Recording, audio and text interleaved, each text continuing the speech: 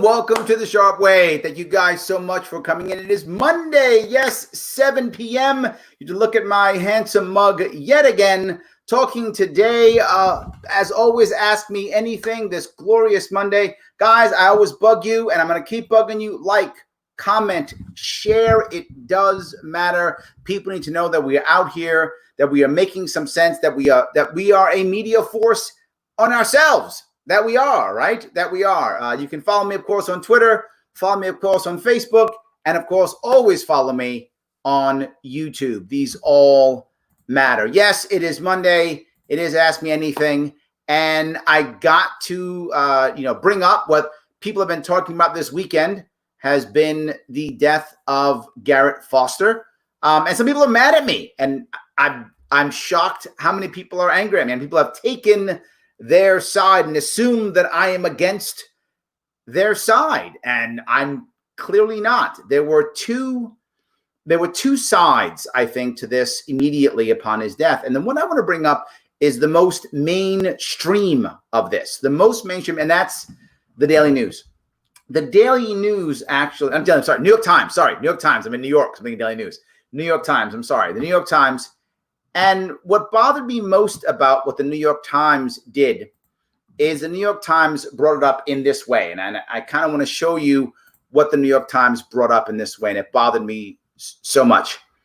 The New York Times says, Garrett Foster brought his gun to Austin protests. Then he was shot dead.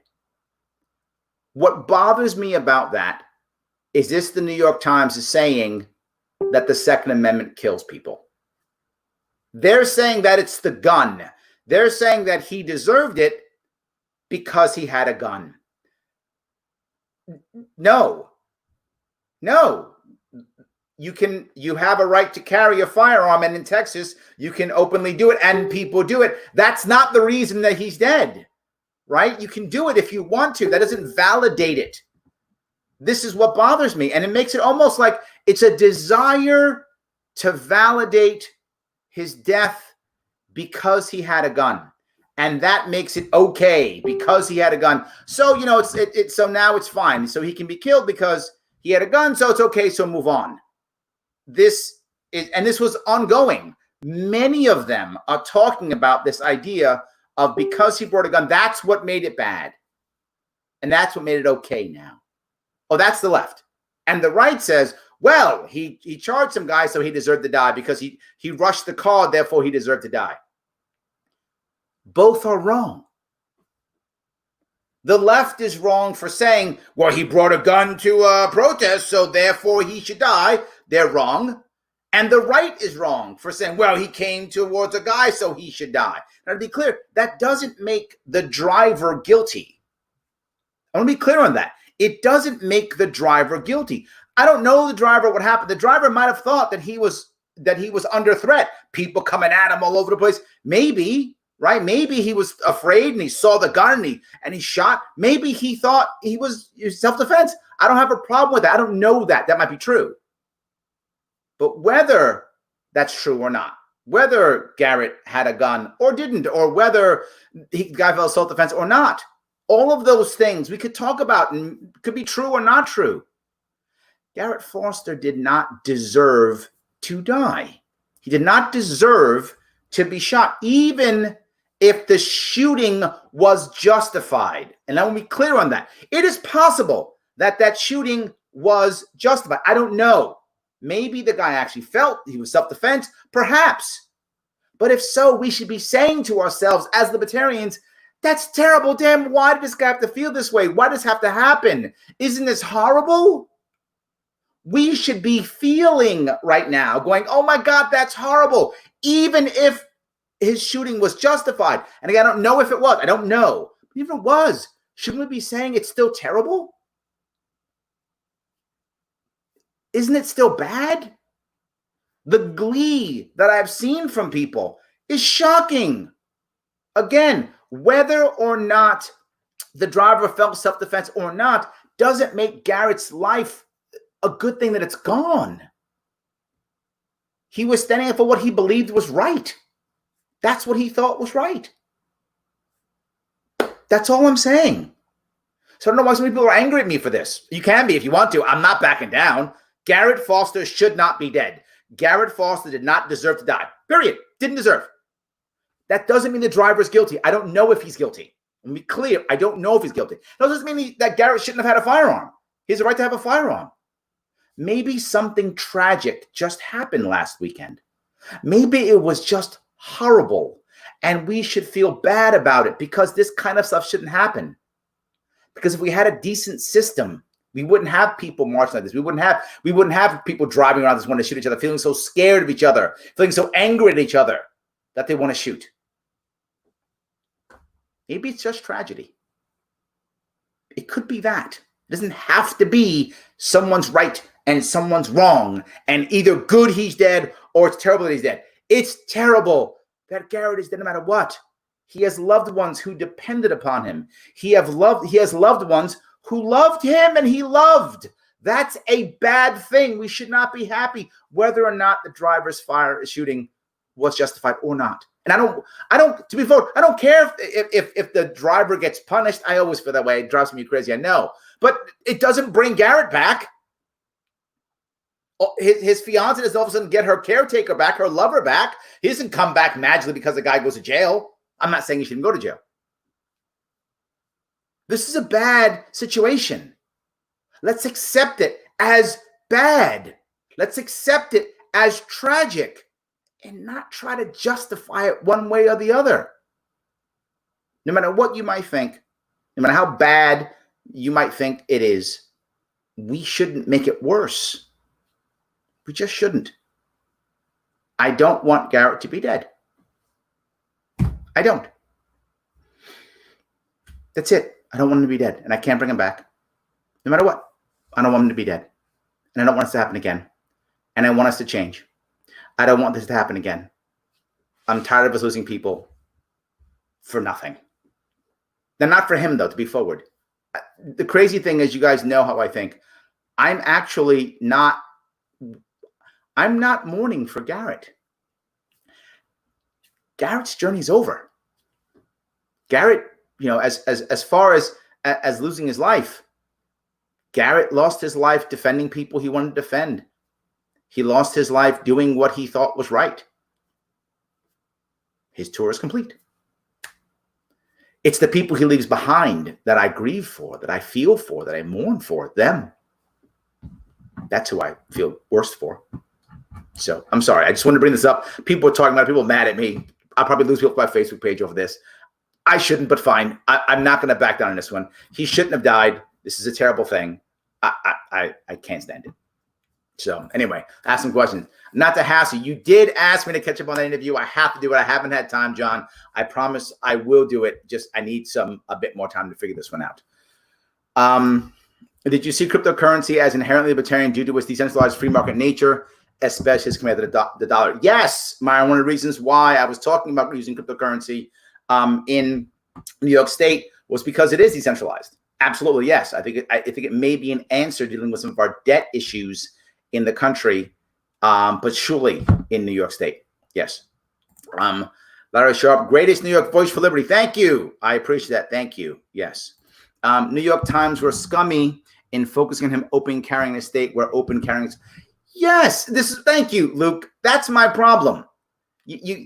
Now in New York, the right tries to say, well, he's marching with BLM, therefore he should die. And the left goes, well, he was carrying a gun. Why was he carrying a gun? He was obviously looking for trouble. That's what they're saying. No, that doesn't mean. First, just because you're carrying doesn't mean you're looking for trouble. I know lots of people who carry who are the opposite, right? You should,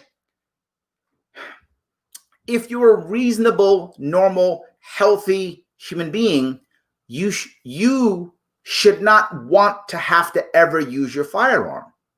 You should be prepared to use your firearm, but you should hope that you never have to, that you can go your entire life never having to use your firearm. And I hope those of you who have firearms, I hope you never have to use it. I really do. I hope you keep it and you go, you know what? I lived a nice long life and I never had to use my firearm. In self-defense. I hope you do use your firearm in training. I hope you do, obviously. But I hope you never use your firearm in self-defense. I hope you never do. And we should hope that we never do. I am 100% sure that the average person who owns a firearm is hoping they never have to use it. So just because you have it doesn't mean you're looking for trouble. Maybe it means you don't want any trouble. It might mean the opposite. You're totally right, Luke. Yes. Larry, I'm a big fan of your idea of leasing naming rights for infrastructure. Do you think using naming rights for military bases in the United States as well?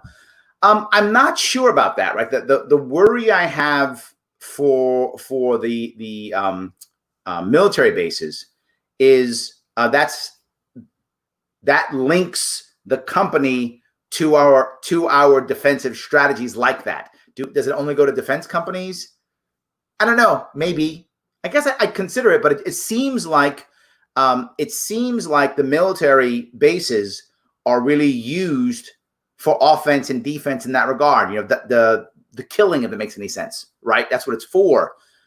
I guess maybe you would. I don't know. But roads are used for roads. Bridges are used just for everyone traveling. I guess you could. I'd be open to the idea. I'm not sure it would work, but I'd be open to the idea. Absolutely. I mean, look, any way we could lower our spending so we could lower taxes, I'm in. Any way we could make, more of our government spending voluntary, right? The better, right? I mean, if certain companies want to spend, but then the next piece becomes, then do contractors spend money on bases and make them bigger so they can, fill them? I don't know. I'm not sure. I'm open to the idea is what I'm saying, Avi, but I actually haven't thought of how that would work, but I'm definitely open to the idea. The bigger problem is so-called libertarians who are looking to say the shooting him was justified. Well, before, Luke, the shooting might have been justified. I don't know, right? People are mad at me about that. How can you say it was self-defense? I wasn't there. I don't know what that guy felt, right? A bunch of people coming around him in that car, people had firearm. Who knows what he felt? The shooting might have been justified. It doesn't mean he deserved it. And it doesn't mean it's a good thing. We shouldn't be happy, right? We shouldn't be happy about this, even if the shooting was justified. I don't know if it was. Let me be clear. I'm just saying we shouldn't be searching for reasons for us to be happy about this. We should be saying it's a horrible tragedy, regardless of justification. My husband and I voted for Gary Johnson, but we moved out of New York after our kids picked out of school last year. Do you still have hope for New York? I do. I do have hope for New York. If I didn't, I would have already moved out, right? I know a lot of people, I hear all the time moving out of New York. I get it. New York City is not going to recover the way it used to. In fact, none of the cities is going to recover the way they were. They're all going to suffer for a while, a long time, and most of them won't come back the way they were. New York City is not going to go away. There's too much history and culture and tourism. So it's not going to go away. But New York City is basically going to become like Orlando. What I mean by that is much more of a tourist area. Orlando has its own, obviously, communities and culture and such, but it's much more of a tourist city than it is a business city or a finance city or an innovation city. It's much more of a tourist city. New York City is going to become that because banking is already leaving. Big business is not going to come back. Why would they? They're working from home now and it's working. So many of them aren't going to come back. The talent pool is not required to be in a center area anymore. So it's going to be much more of a meeting space because of the infrastructure and much more of a tourist place for New York City. Upstate actually has the best chance for growth in my view. Upstate has the best chance for growth because if any of you who lived in New York State, upstate New York is beautiful. It is an amazingly beautiful area of our country. Mountains and rivers and lakes, just anything you can imagine, farmland and everything you can imagine. New York State is Niagara Falls, the Finger Lakes, brilliant. So much great glory in upstate New York. It's just economically depressed. But now people can do the same work not being in cities. The best chance for growth coming up here is going to be upstate New York. So I think there's much more hope for upstate than there is actually downstate. That's my view in the next 5 to 10 years. Good. When we all bring our guns, it will be much worse. I'm not sure about that, Ryan. I mean, there's a part of me that gets what you're saying, right? Like when we go to war. But I think if we all stop bringing guns, if that happens, right, it may actually force change. I know it sounds horrible, but it might. It might get people to realize, do I really want to have a shootout in the streets? Maybe we got to change something. Maybe we have to. I don't know. I hope you're wrong is all I'm saying, but you might be right. I hope you're wrong. We lost a Libertarian, unfortunately, in all of this. And Garrett, yeah, I wish Garrett was still with us. I agree. I wish he was with us. I didn't know him well at all, to be forward, but I knew of him, and we didn't want to lose him, and we didn't need to. I mean, someone who's going to go out there and do the work, we need more of them. He's a loss to our movement, no doubt. All right. See here. I'm going to grab another one if I can. Libertarians in the U.S., there are many areas where petitions are needed. Yes, please go ahead. Check that out. Absolutely. If you place yourself in a compromised situation, then be prepared to be compromised. Garrett shot first 5 times. I'm not sure that it's true that he shot first. The last thing I saw, he didn't. But even if it's true, right? I didn't see that at all. I saw that he did not shoot first. But whether, again, let's say he made an error and he put himself in a bad situation. I'm speaking totally just who knows. But Robbie, does that mean we should be happy that he died? Does it mean we should be righteous and no? If he made a mistake, and this is total conjecture, if he made a mistake and rushed the guy aggressively, or if any of that happened, if he did that and the guy actually felt scared and fired because he felt scared, that would mean the driver is not guilty. I'm not saying the driver's guilty. I never have. I don't know if he's guilty. I've never said the driver's guilty. I don't know if he's guilty. What I'm saying is, it's terrible. Regardless, let's stop trying to justify and make it fine and act like he deserved it. Garrett didn't deserve it, even if mistakes were made. Let's see if I can keep going. Military bases. All right. It's a design to validate death because he was standing up in an anti-racist fashion. People keep assuming he was one thing or another. It's a bummer no matter what. You're spot on, Larry. Yeah, you know what? Even if you think that he was a BLM Marxist, which he was not, but even if you believe that, or maybe I'm wrong, maybe he was a closet communist or something. I don't know. Please, that's garbage too. He wasn't. But even if he was, he's fooled us all. He was the master actor, and he's fooled us all, and he was a closet communist. So that means he deserves to be shot to death in the street in front of his fiancée? No. Still no. Even if he was the greatest actor of all time, and he fooled us all. No. Not going to go there. I'm not. If that makes me angry, I get it. I'm not prepared to go there. Just not there. So, your take is the correct one. Thank you, Luke. I appreciate that. Yes. Your thoughts on Senator Rand Paul calling for King Andrew to be impeached? You know, it's nice. And I know people keep talking about it. Larry, why aren't you pushing for this? This is going to sound horrible, but there's no difference in trying to impeach Trump as it is trying to impeach Cuomo. Trump was never going to be impeached. Cuomo was never going to be impeached. Trying to impeach Trump made Trump stronger. Those of you who saw it, it did. Trying to impeach Cuomo will just make him stronger. This is a bad idea.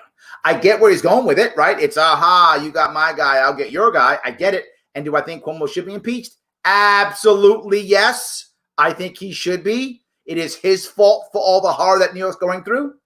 You are going to watch New York begin to collapse soon.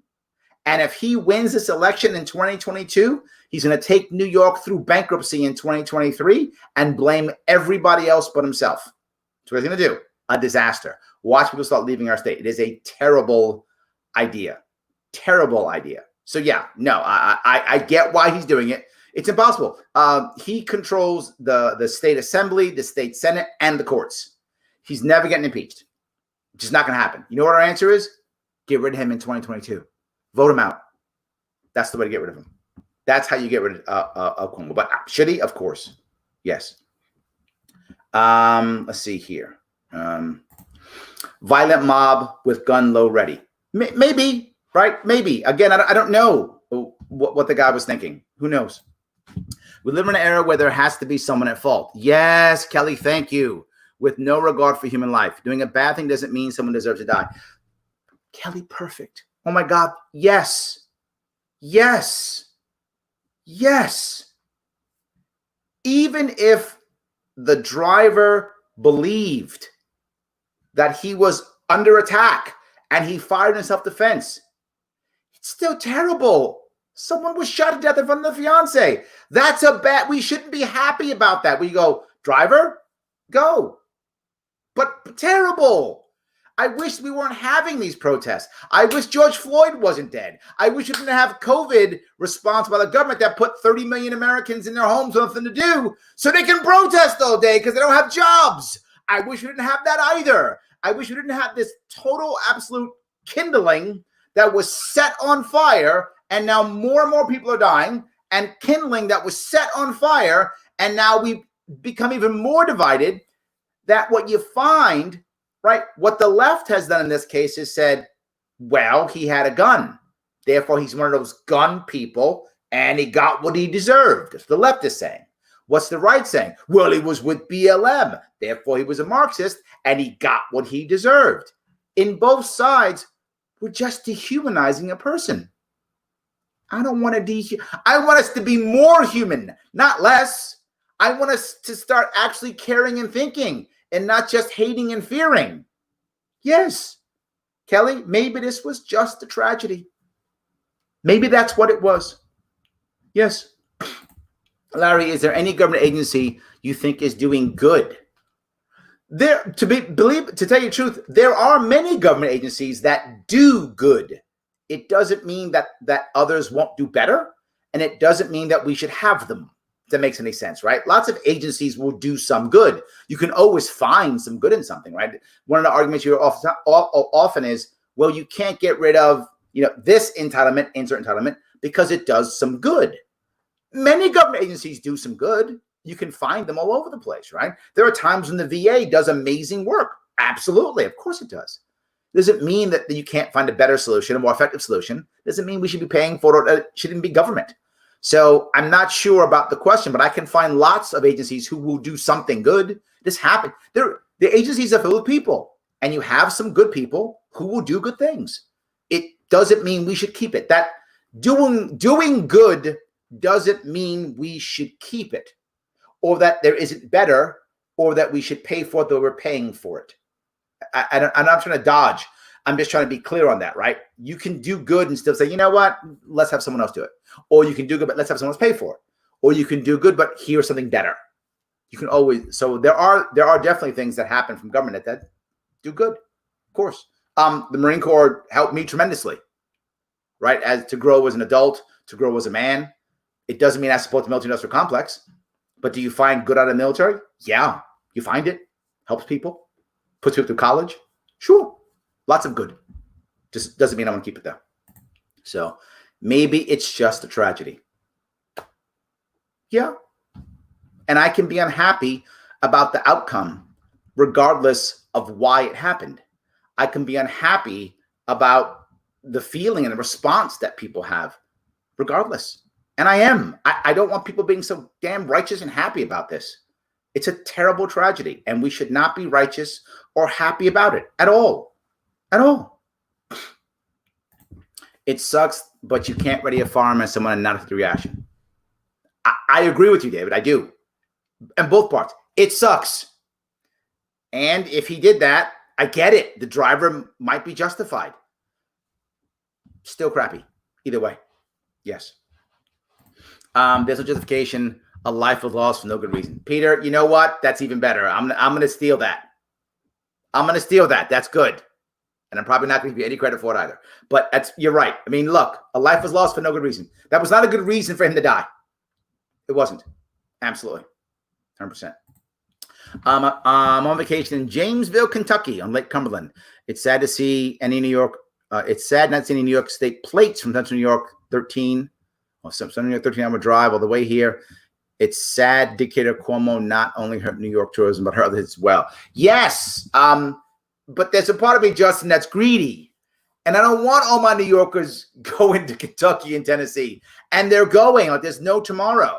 I got people out of New York going to Florida, South Carolina, North Carolina, not West Virginia, a little bit, but not as much as Virginia. Mostly Tennessee, Kentucky, all over the place they're leaving. I don't want them leaving. I want them staying here and help me fix the state.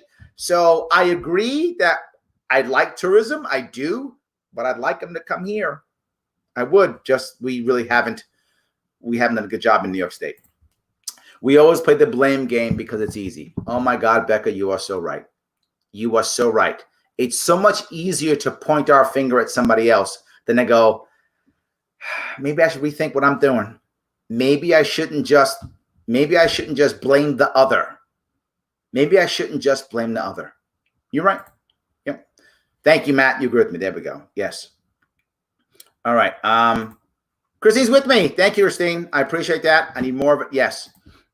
He made it worse with his choices. He chose to be part of a violent criminal mob, then attack a law-abiding citizen with the capability to defend himself.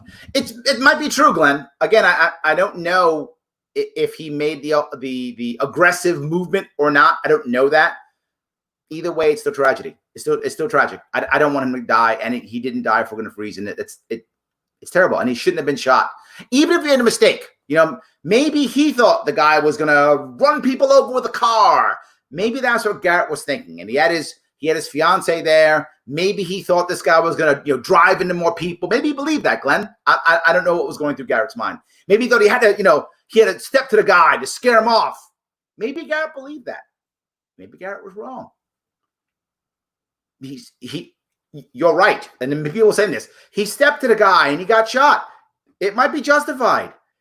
I'm just not happy about it. It's not gleeful. It's not righteous. And I hope if the guy shot Garrett in self-defense, I hope he regrets it. I hope he didn't want to. I hope he was a guy who owned a firearm for his own protection. And I hope that he believed, I hope I never use this. I hope I never have to use this. I hope I never have to. I hope you believe that. All right. Do you believe in the right to self-defense? I would like an answer, please. What's wrong with you? Of course. Why would you? Are you talking to me? I don't know if you're talking to me or not. I hope you're not talking to me. Of course. Yes. I've never said that the driver was guilty or innocent. I don't know what he was thinking and what was happening. I could definitely see him being afraid, thinking he was in trouble. Defend yourself, of course. Still crappy. Right? My father was in law enforcement. Some of you know this. And he had a firearm all the time. He used to keep I think he had a 38. It was a revolver. I was little. I was 8, 9 years old. I think it was a 38. He had a revolver. And he used to keep it in an ankle holster all the time. He never wanted to use it. He didn't want to shoot anybody, but he had it. He would have. He never wanted to. Again, I hope that people who have firearms never want to use it. As I say, I hope if you have one, David, I hope you never use it in self-defense ever. I hope you never do. Larry, the position here. Can we point our fingers at a broken reactionary system? Yes. Why were we so fast? And I mean so fast to start casting blame, to start pointing the finger at the other. See, because he's that. See, because he's this. That's why. That's why. There's a similar thing that happens in another way, but some of you know this.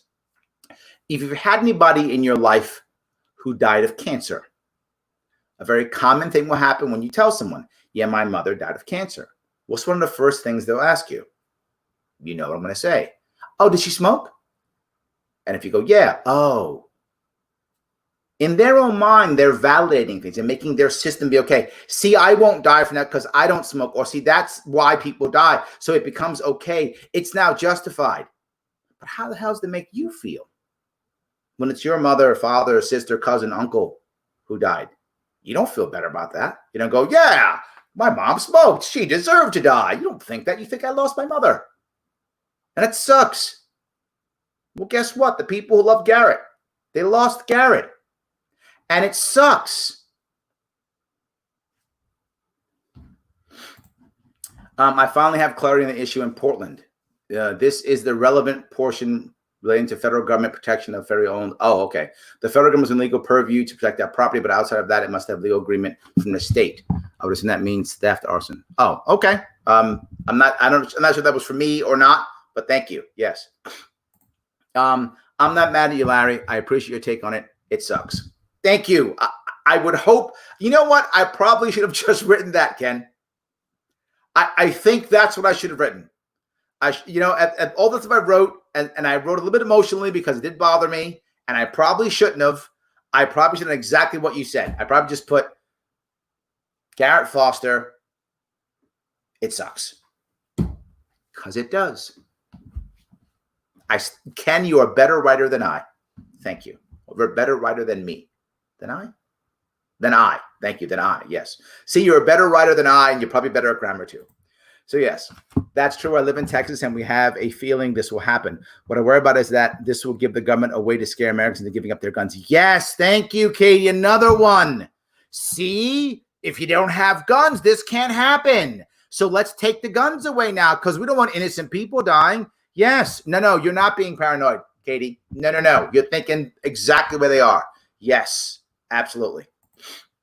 I did it, Larry. I'm leaving. Sorry, Q. Signed the lease in Winston-Salem, North Carolina. See, I told you they were all going to North Carolina. I lost Aaron already. I'm losing more. So, no. Tennessee's bad. North Carolina's bad. New York will be fine. Yes, there's lots of good North Carolina libertarians. Tons of them. Absolutely. The party's very strong there. So, yes, 100%. Let's see if I can go here. Let's see here. If I keep grabbing a couple more. Better to have one and never need it than to need it and not have it. Yes, Becca, I agree.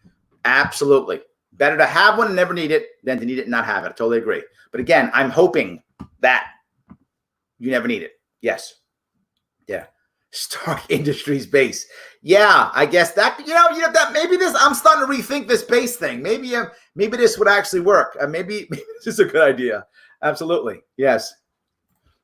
When you are a weapon, you never need a gun. Oh, I like that. Well, that sounds amazing. There we go. I like that. Yes. Charlie Brown, we're 26 trillion in debt. You think the dollar is going to crash in the next few years? I don't. And there's a reason why I don't think the dollar is going to crash in a couple of years. Remember something. The dollar is actually backed by American military power. So we can easily jump into some proxy wars someplace. My assumption proxy wars will be somewhere in Africa is my assumption, because the Russians are involved in North Africa and the Chinese are involved in sub-Saharan Africa. So we can easily fight a proxy war in either North Africa or sub-Saharan Africa, one of the two, and keep our military going, instilling fear in the world still, and keeping the dollar propped up. So as long as our military is strong in bombing people, I think the dollar will stay. And it sounds horrible. I know it does. Spinning forward, our dollar isn't backed by anything else, right? It's not backed by gold or crypto or blockchain or anything. It's backed by, we'll bomb you. That's why it's backed. And so as long as we keep bombing, we'll be fine for a while. And I think there are plenty of proxy wars we can come up with. Probably not in Southeast Asia. I think those proxy wars are done. No more European proxy wars. I think the Middle Eastern proxy wars are also done now also. So I think those are all gone. So I think the proxy wars now will either be in North Africa against Russia or in sub-Saharan Africa against China. And again, proxy wars, we won't be actually fighting them. We'll be giving other people bombs. They'll be giving people bombs and that kind of thing. So I think that's what will happen. That's why I think that not for the next couple of years, because there's too many easy proxy wars to have to keep it propped up. Give it 10 years, 15 years. Vietnam was 10 years long. Afghanistan's been 20? So I think we've got at least 10 more years, at least maybe 20 before the proxy wars are done. So I think, no, not yet. I've seen New York City go from being a world-class city to a crumbling, crime-ridden mess. A, do you feel safe? B, we leave for other parts of the state. I do feel safe. I do. I don't know why, but I do. I feel safe in my own city. I grew up in a bad neighborhood. I grew up in the South Bronx. So if neighborhoods get bad, it doesn't bother me. I feel comfortable. And one of the things, for those of you who've lived in bad neighborhoods, you know that generally speaking, you're actually safe unless two things are true. One, you're part of some group that is in trouble, or two, you look either weak or new. If you don't, you tend to be okay. General rule, not 100%, but it's a good general rule. So I tend to feel okay about that kind of stuff. So, and I don't live in a bad neighborhood right now. Who knows what will happen in a few years, but I don't right now. So the odds are I'm not going to be leaving anytime soon. And yeah, I feel safe. I do. What are your thoughts on the militarization of police forces in recent times? As someone who served in the Marine Corps, it really scares me that police departments have better gear than I did when deployments to Afghanistan and Iraq. Yeah, and I was in the Marine Corps before you. I was in the Marine Corps in the 80s, so the stuff I had is nothing compared to these guys. I mean, we thought the M16A2 was the coolest thing around, right? I mean, that was us. When I get in the Marine Corps was still using the M60 tank. I know some of you are laughing at that, but yes, when I got in the Marine Corps was still using the M60 tank, and the howitzer we still had O5s. We still had O5s for not even howitzers, for artillery. We still had O5. That was some of our artillery we had. So yes, I get it. The militarized police force is super scary, but it all comes from the war on drugs. It all comes from the war on drugs. You end the war on drugs, you will see the police begin to demilitarize. It will begin to happen by default. I would say the same thing. The number one thing to do, take cannabis off Schedule 1. You do that, you will watch it all begin to come down. Just start coming down. Then slowly start ending the wars, bring the troops home. As you begin to do that, you will watch people leave that area and all of a sudden realize, well, why are we still making so many bombs? We don't have to make them anymore. But if we make so much stuff anymore, we can stop making so much stuff and selling the surplus. So we can sell that stuff instead to people outside of our country. But yes, it is grossly worrying because, well, the worst part is when you give the police all those tools, what do? They use them when they need to use them. I mean, there were armored cars in the streets for peaceful protesters, even those who were violent. You didn't need an armored car. You didn't require, tank minesweepers. There were minesweepers, right? In there, you don't need those things. Not required, right? Not required. Even for the protesters that were violent, would they have rocks and Molotov cocktails? You don't require armored cars for that stuff. Not required at all. So I am worried about that. Absolutely. So, martial teaching. Yes, that's actually a good idea. Yes. Larry, please run for governor of New Jersey. Our governor's a tyrant and his Majesty King Cuomo's ugly cousin. I appreciate it, Abby, but I got New York to fix. To fix. During your full Sharpe, yes, I'm coming across New York State starting in September and October. I will be crossing New York State again. Absolutely. I will be out there, hit every single county in 6 weeks straight, promoting Libertarian Party, trying to get us the votes that we need to make our 160, 100%. I'm doing it again, guys. I'm not done. Are we allowed to hug you? Absolutely. You can hug me. Michelle, you can hug me any time you want, no matter what. I'll put on a mask if you want me to. I'm happy to wear one. I'm still hugging you. Doesn't matter. So yes, 100%. Yes. Larry, real answers to real problems. How do you fix New York as governor? Literally go to LarrySharpe.com and I have policy for everything. Yes. Policy for everything. Yes.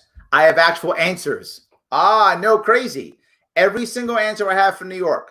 No new taxes, no new laws, and people get better service every single time. I'm not joking. You think I'm making that up? Go to LarrySharpe.com. You'll see every one of them. Better services, no new taxes, and no new laws. Absolutely. All right. In the end, it was a horrible decision made by all. Joe, I can't argue that. Bad decision, right? I can't argue. Larry Sharpe of New York State Governor. Larry will sell the Brooklyn Bridge to lower your tax burden. I'm not, okay, I want to be clear on this, guys. I'm not selling any New York State assets. This is a nuance that matters. It is leasing naming rights. The asset is retained by the state. We paid for decades taxes for that damn bridge. I'm not giving that bridge up. No, we paid for taxes. I've been paying taxes in New York State for decades to keep that bridge going. So I'm not giving it up, John. I'm keeping the bridge. All we're doing is leasing naming rights. But the state keeps the bridge, the city keeps the bridge, and that will lower your tax burden. Again, leasing naming rights. That's what I'm talking about. Yes. You mean there is more in New York other than New York City? It's funny. A lot of people don't know that. But yes, there is. New York State is an amazing state, which, again, I will be covering the entire state coming up here. Yes. I'm a Rochester Rochesterian. Is that how it's pronounced? I didn't even know that. Rochesterian. Yeah, makes sense, of course. And it's awesome. We just need Comrade Cuomo to stop treating us like New York City. Yes, Rochester is an amazing city. It's, for those of you who don't know, it's a western New York City. But it's a city that has a seaside or a lakeside, right? As a lakeside, and it has sports teams. It has good institutions, colleges. It's got a lot of good stuff. Rochester has a lot of good stuff, and I think because of what we've done to it with terrible policies, we've made some terrible mistakes in Rochester. Rochester has some of the worst school systems in the country. Broken systems, broken things, are just really bad. In fact, my lieutenant governor, Andrew Hollister, is from Rochester, born and raised. He's still living there now. So yeah, I've spent a lot of time in Rochester. Yeah, and Garbage Plate, Rochester. See, I remembered. Yes. All right. Let's see. I meant we voted for you too. Thank you. I'm glad you did. Yes. Larry, do you abolish New York State income tax as governor? When I talked about this, when I ran in 2018, I had a 4-year plan to get rid of the state income tax. And the reason why it was a 4-year plan was because the income state tax, and most states have the same problem who have an income tax, is we become addicted to it. And it's about 1/3 of our budget. New York State budget, I don't know what it is now because of COVID, but it was about $185, $190 billion. That was the New York State budget. And out of that, about 40 billion or so came out of income tax. 40, 50 billion came out of income tax. So about a quarter to 1/3 of the budget is income tax. You just can't abolish it realistically. You destroy the state. The state couldn't replace the government services with commerce or with community fast enough. That's why it was a 4-year plan that would phase this out so that community could come in and that commerce would come in so I could pull out the income tax. 4 years seemed to make sense. Now I'm unsure because now I'm going to have at least a $500 or $600 billion debt when I take office, if I take office in 2023, and probably at least a $20 billion deficit. So I'm unsure if I can still do it in 4 years. I would try to get rid of it in 4 years. And just saying it would help people to stay. But if I couldn't do it in 4, I could probably do it in 6. I probably could do it in 6. But it depends on, now I'm considering a cryptocurrency answer for internal spending to try to pay off debt faster and to get the deficit under control. If that's possible, and I'm unsure it is, then I could probably still do it in 4. But then how do I get the state to accept the cryptocurrency piece? So the goal is to abolish the income tax, yes, but you have to realize just the way the state is stuck on it and the local communities don't know how to act without it. So you have to train them into acting to not have it, which we could do. It's just not 5 minutes. So yes, the goal is to do so. I did say when I first ran, I'd do it in 4. Now I think I could probably do it in 6, maybe still in 4, depending upon how I could use cryptocurrency for that middle area. I hope I answered your question. Yes. Larry, the right has forgotten the Constitution in an attempt to get even with the leftist mob it despised. Ooh, interesting way of putting that. I like that. Yeah, I think both sides have. I think the left has forgotten the Constitution faster. I mean, they just, when I look at the right and the left, when it comes to the Constitution, if you talk about the Constitution with the right, most people on the right actually, whether they're more authoritarian or not, they tend to respect the Constitution. And that tends to be an argument for them. If you say it's in the Constitution, someone from the right will at least have an argument with you. Well, because of this, because of that. They tend to take that as a relative and important argument, and they'll discuss it with you at least. Even if they disagree, they will still have the conversation. Many on the left think, well, the Constitution, well, that's an old document, and, is it really valid now? I think a lot of people on the left are more towards that side than the right. But again, both sides, if you're authoritarian, when you want what you want, you kind of push stuff aside either way. That's true, yes. An armed society is a polite society. What I would say is when you don't know if someone's armed, you're pretty polite too. So the advantage of having looser gun laws is that maybe you don't want to have a gun. Maybe you personally are against it. And I'm okay with that. And people say, Larry, are you pro-gun? I say I'm pro-Second Amendment. Right? You might not want to have a gun. I'm okay with that. But if I don't know if you have a gun or not, because a lot of people will, changes everything. So I'm actually okay if you don't want to have a gun. It's okay. It's not a requirement, right? If you want to have a gun, go on. But it's the right to bear arms, right? Markel's saying he's got his fists as arms. I'm okay with that too. I'm okay with nunchucks. If you want to be Bruce Lee or whatever. Am I dating myself? Bruce Lee? Is Jackie Chan better? I don't know. Who's the cool martial art guy now? I don't know who that person is. I'm old. I'm Steven Seagal or something, whatever. I don't know. I'm old. But whoever, if you think you're that guy, fine, whatever. I don't mind. So I think a society that we don't know if they're armed or not is still pretty polite, even if they're not armed. Yes. There we go. Krav Maga, absolutely. Boxing, all those things. Yes, I'm with you. Yes. Wedding towards the purge. I hope that's not true, Ryan. I really do. Garrett never fired his weapon. I did read that, Brandon. I heard that he never fired his weapon. At least the police report that I saw two separate pieces. The police report said that he never fired. It was someone else fired in response to the driver firing. So the driver, if I remember the story right, the driver opened fire, and then someone in the crowd who was armed opened fire on the driver's car, and I think hit the car, didn't hit the driver as he drove off. I think that's what happened. So yeah.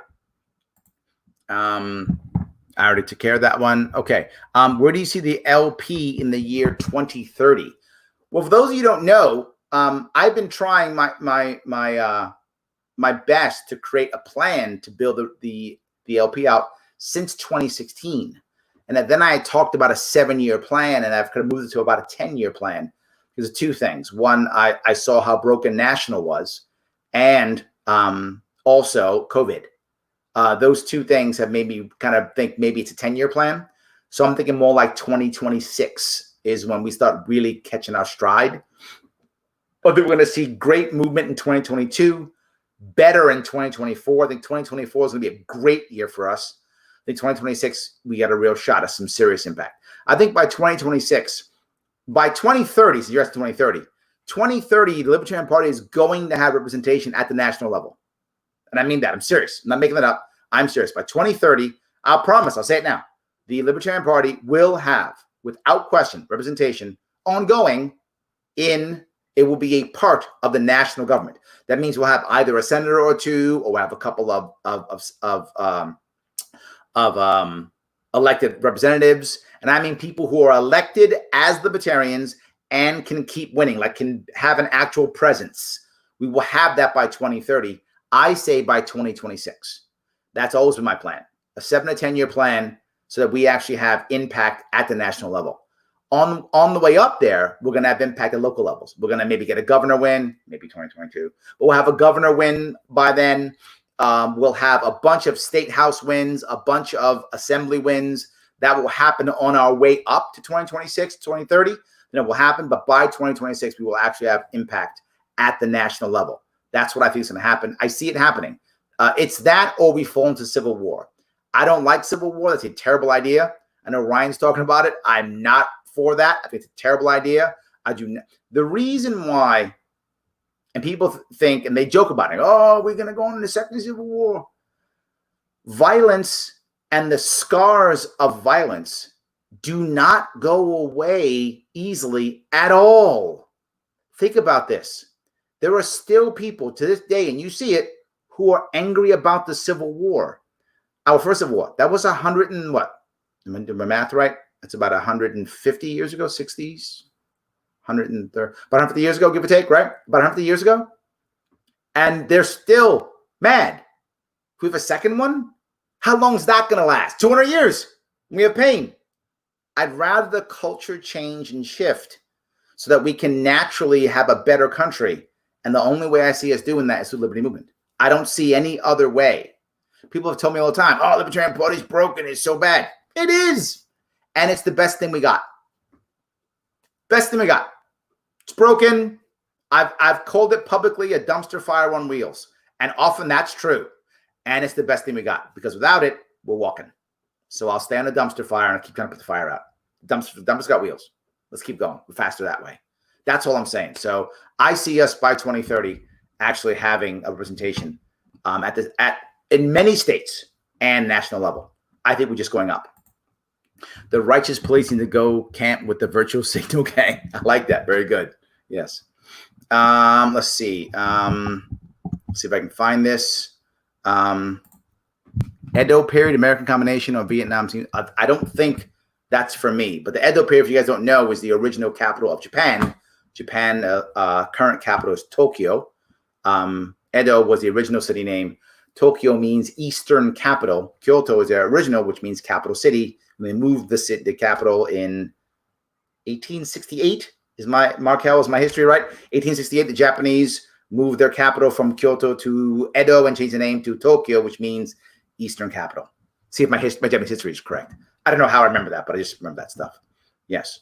All right. I'm looking to buy land, develop a residential community in New Paltz. Nice.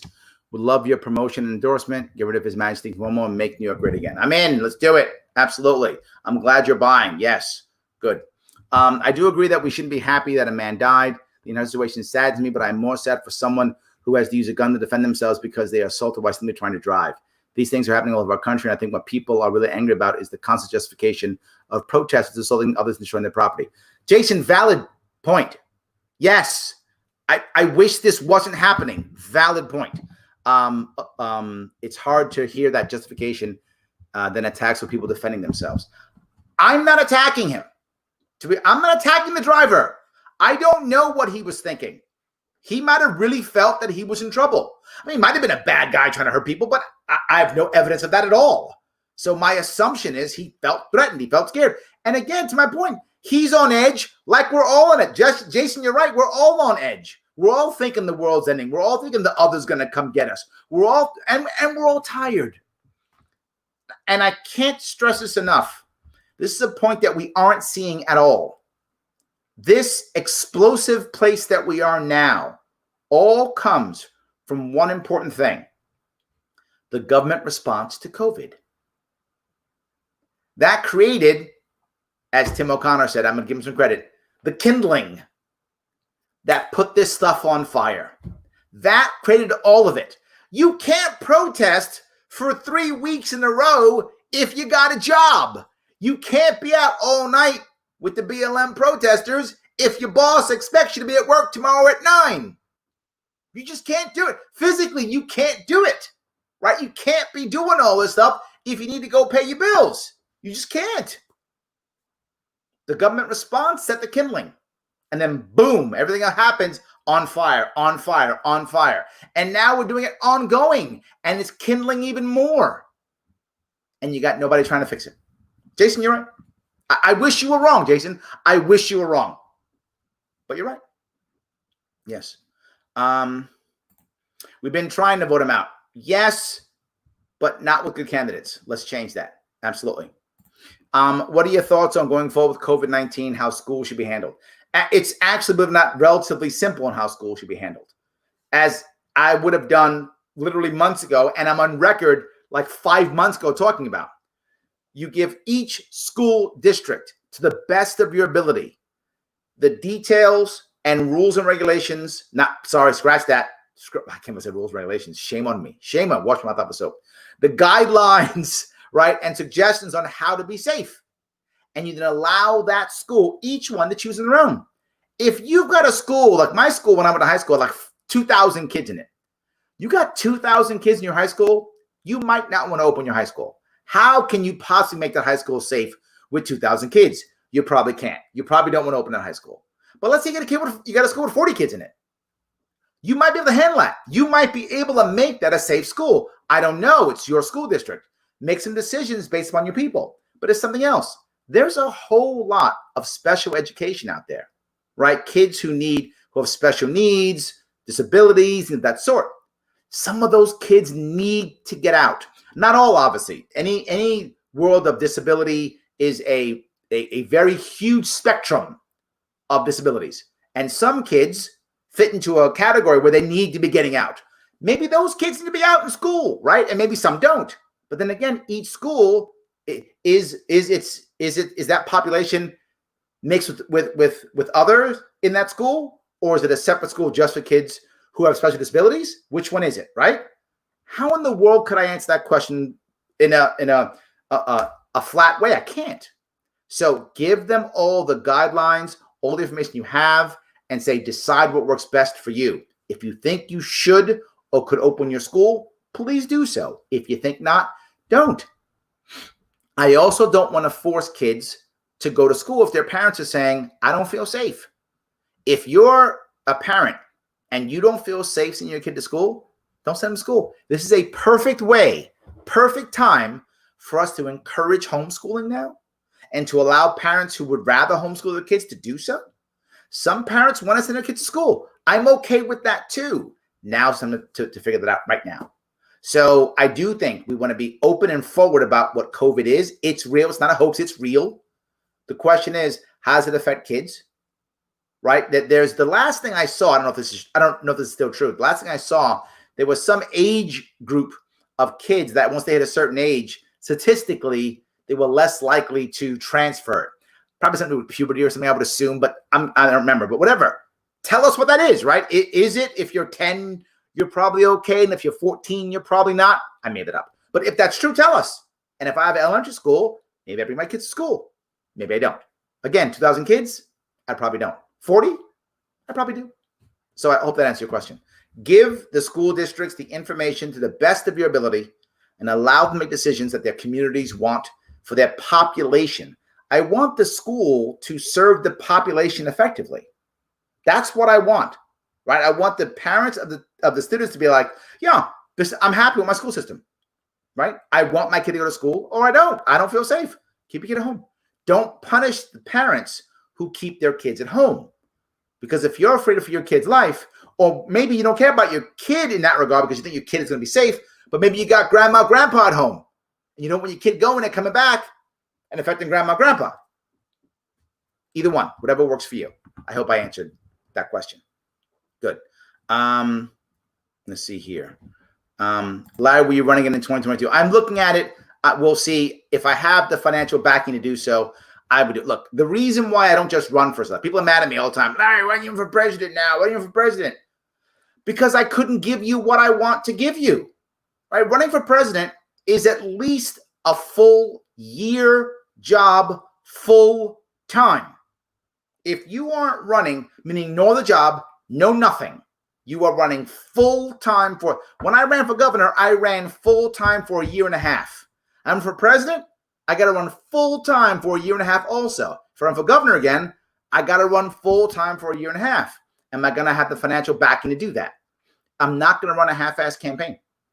Not doing it. I'm not running a part-time campaign. I'm not doing it. I ask too much of all of you when I run. And if I'm going to ask all that of you, then I got to deliver. And I got to be prepared to give all of me. And if I can't give all of me, I'm not running because I ask a lot of you. And as you always hear me say, I cannot point a finger at you until I point it at me. And I do point a finger at you guys. I do. So I got to point at myself first. So if I have the financial backing, yes. If I don't, and if I can't do the best that I can possibly do, then I wouldn't. But I have to be able to make sure that happens. So, all right. If we can split a hair here and prove to lots of people in New York that they do not have representation at all from their either party on the subject of impeachment. I think we can split a hair here and prove to lots of people in New York that they do not have any representation at all from either party. Maybe. I don't know, Tim. Was that for me or for someone else? I don't know. I'm not sure. People are trading their humanity for political points. Oh, Myron, nicely put. People are trading their humanity for political points. Yeah. Nicely put. Well done. Yes. Right? Yes. Even if you're on the left and you hate guns, right? And you hate guns and you think guns are evil and guns get up and shoot people by themselves, even if you think that, why would you think Garrett's death is good? Why would you think he deserved it? Because he had a gun. How can the New York Times say that? How can people buy that?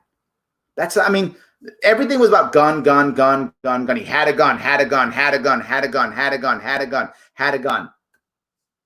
That doesn't make it okay. You're totally right. Yes, absolutely. Good. Joe, bad decision by the driver to turn to the crowd. Yeah, I wish he hadn't. Bad decision for the crowd to bum rush him. Also stupid, self-righteous people rushing a car because we're going to show you. Absolutely bad decision to point or not point the gun. Yes, if he pointed it, that was a bad decision. I don't know if Garrett did, but if he did, yep. And that is for the driver to shoot because, we know Garrett. Garrett wasn't gonna do anything, but he didn't know that.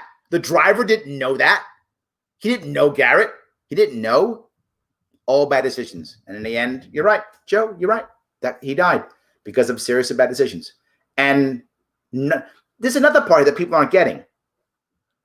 When that driver, I'm assuming that driver, and I'm going to give him the benefit of the doubt, that the driver thought he was in danger. How's that driver going to feel if he does his homework? And I'm assuming he will because he's going to feel bad for what he did, right? Does his homework and realizes he really wasn't in danger. How's he going to feel? If he's a human being, he's going to feel bad too. This tragedy, while obviously worse for those who loved Garrett, obviously worse. Just saying, also bad for the driver. He shot somebody. The guy killed somebody. Of course he's going to, assuming he's a normal human being who felt threatened, of course he feels bad too. There's no winner here. Nobody's winning. This is lose, lose, lose, and we're trying to find winners or blame people. This is a series of bad decisions. Everybody loses. Nothing but bad. Even the driver, even if he's, again, I'll give him the benefit of the doubt. Felt scared. People were bum rushing the car. Defends himself. So he's got a gun. Defends himself. Now he's going to go back and look at this. And he's got to look. He's going to look at Garrett's fiance, who just lost her caregiver. And he's the one who did it. How the hell is he going to feel? There's no winners here. Nobody's winning. This is bad. Everybody loses. Everybody loses here. So let's stop cheering. Let's start caring and thinking. This shouldn't be happening. Government response to COVID. Government not changing policing policies for George Floyd. Government not having any plan to pacify the population except violence. I gave you guys a plan to deal with policing right after George Floyd was killed. I pulled that out of, I'm not going to tell you where. I pulled it out of, you know what, over a weekend. You're telling me no one else? I was the only guy who could think of a way to fix this. I was the only guy. No one else could. Of course, people could figure out how to fix it. And the government couldn't come up with a plan at all. So now no one feels heard. There's no plans to fix anything. Why do you think they sit out there protesting for days upon days upon days upon days upon days? We're not fixing COVID. We're not fixing the economy. We're not fixing anything. It's sitting here falling apart because people are just going the other. Because the left. Because the right. Meanwhile, we all suffer. And guys like Garrett get killed. And the guy who killed him, again, assuming that he felt he was, don't know this guy, assuming that he felt that he was self-defense, he's going to feel, if he doesn't already, feel horrible about what he did. He's going to feel terrible. He's going to see he's going to see Garrett's fiance. He's going to see the family. He's going to see the mom cry. He's going to feel horrible. He's going to take that to his grave. Right? To his grave. He's taking that. He's in a bad spot too. Again, I'm not saying as bad as the people who lost Garrett. Clearly, their pain and their grief is far more. Clearly. Just saying there's no win. It's like, yay, I won. No. If he's a regular human being, I'm sure he's very unhappy he had to use his firearm. Very unhappy. So, all right, let me see if I can grab some more if I could. Guys, thank you so much for giving me so many. I'm glad for all this. Good.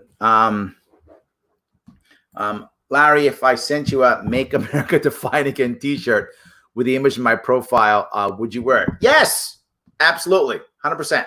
Absolutely, I would. Yes. I know a Fugi Marine, truthfully, but most I've met were retirees and I live in the Philippines with my parents for 5 years, and they could be assholes. Yeah, that's true. We can be. That's true. Absolutely. Yes. See, this makes sense. Thank you. Yes. Just join the Sharpe Way on Patreon as a core member to help pay your way to Western New York. Thank you, sir. I appreciate that, guys. Thank you. Head over to patreon.com/SharpeWay to support the show. Absolutely, I appreciate that. Yes. Why did the Libertarian Party welcome John Bolton and BLM Marxists in the same week? The John Bolton piece was a parody that never happened. That was a parody. Please check that again. It was a joke. That was not true.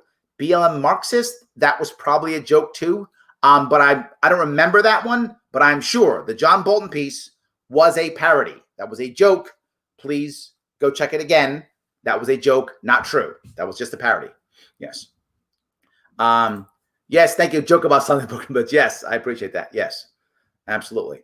Are libertarians against the death penalty? If so, are there any exceptions? For instance, pedos, raping, killing of a 6-year-old. In my opinion, I think that expressly the death penalty. As a general rule, libertarians are against the death penalty. There are some exceptions. Obviously, we are a very open tent, but generally speaking, we're against that penalty. And the reason is not because of the crime, because we don't trust the government to get it right. So in theory, is there a time or place for society to murder or to kill, to kill someone, a member of the society, because the person simply cannot be rehabilitated, they're a danger to others, that kind of thing? Sure, of course, in theory. In practice, do you trust government to do so? I don't. I don't trust government to find the real, to your point, pedophiles. I don't trust the government to find them and to pick the real ones and execute the ones who aren't. I don't trust the government to do so. Theoretically, I'm with you, Todd. In practice, I'm not. I'm against that penalty because I do not believe the government can do it right. I think the government cannot do it right. We'll just make mistakes. And the last time we checked this, if I remember, was it early 2000s? Somebody I'm sure will check. I think it was Illinois did a moratorium. When they did a check of the death row, they had like 20% of people they had found were factually not guilty. 20%. 1 in 5. I'm not in, Todd. Not in. You can make that number 1 in 5 million. Maybe I'm in. 1 in 5, I'm not in. 1 in 5 million, we'll talk. 1 in 5, I'm not in. Doesn't matter. I don't trust the government to murder the right people. If there are right people to be murdered, I don't trust them to. Yes. All right. Let's see. Do you think COVID-19 is hyped up? I do. I think COVID-19 is real. To be clear, it's not a hoax. It is real. Is it hyped up? Absolutely, it's hyped up. And it's hyped up because it sells ad space, ad time. Of course, it's hyped up. CNN has the body count. Absolutely is hyped up. It is real and it is totally hyped up. The government was federal government was giving money to hospitals for every COVID case they had while saying you may not do elective surgery, which is what hospitals make most of their money on, is elective surgeries. So they couldn't do elective surgeries and got money for COVID cases. So literally, I'm not making this up. This is factual. Again, I want to be clear when I say this. COVID is real. I'm just saying it was hyped up. There were hospitals who decided, well, the person, had a heart attack and had COVID. Let's check it as a COVID because we get our $26,000. So some of that happened also. So yes, it was hyped up and it's real. Both of those things are true. And it's hyped up because of cash. That's why, because of money. The way we set things up, it made it that it was more important. That it was important. Is your enemy's enemy your friend? Sometimes. Depends. It can be true. It can be true. I'm not against it. Could be. Yes. So, all right. See if I gotta go back a bit. A lot of people were asking me other questions. All right. Gun control is the same arguments people about COVID, all about public safety, but never your safety. Yeah, I agree. Yes. Let's see. I'm heartbroken over Garrett Foster. Me too, as I've covered this already. See if I can keep going here. Mr. Sharpe, as a fellow Marine Corps vet, how do you think it shaped your political views? It's a good question. I think before I was in the Marine Corps, I think my views were probably more left than right. And I think that was because I came out of a typical New York City family household, raised in the Bronx and on Long Island. So I think more left than right, I think. And then when I joined the Marine Corps, though, I think I went more right because most of the people in the Marine Corps, you know this if you're a fellow Marine, Marine Corps is the most conservative of all the branches. So I think I wasn't very political in general as a youngster. So, and I joined the Marine Corps when I was 17. So I think my political philosophy was much more formed by my peer group than anything else. So I think as a youngster, I was probably more left as a kid, teenager. And I think as I got older, 17, 18, 19, 20, most of the people that I respected as my leaders of Marines, most were more conservative. And my first commander-in-chief was Ronald Reagan. So I think I was more conservative as a Marine. Marine Corps made me more conservative, but brought me more towards the right than the left. I think that's what happened in Marine Corps. And then I became disenchanted with both. And when I got out, I was very unhappy with the military-industrial complex. So I think the getting out of the Marine Corps and looking back at it, as with hindsight, I think I became more anti-military-industrial complex while still loving the individual Marines inside the complex. I hope that's more helpful. I hope it is. It also made me realize a couple things about my philosophy in that the reason why Marines were so, and have been and still are, so resilient, so aggressive, so forward in the mission is not because of fear. It's because of honor. It's because we want to do the right thing. We want to, and that's by Marine Corps standards. When I say right thing as a Marine, we're not charging the machine gun nest or jumping on the grenade or sacrificing for our brothers because we're afraid, because of fear of punishment. That's not why we're doing it. Or even glory of getting a medal. That's not why we're doing it. We're doing it because we believe it's the right thing. Honor is what draws people more than anything else. It's why people do the greatest things they ever do. It's not because of fear or desire for accolades. It's because of honor. I think it made me think more about that as a leader, that honor is a very important piece. And you know this, Jeremy. I mean, that's why people are doing, great things in their life, because they believe it's the honorable thing. They believe it's the right thing.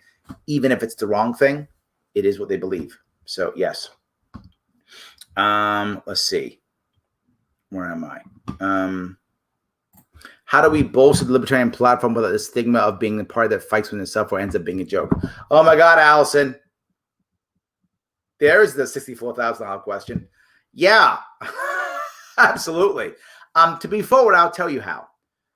The platform itself is nowhere near as important as those who talk about it, right?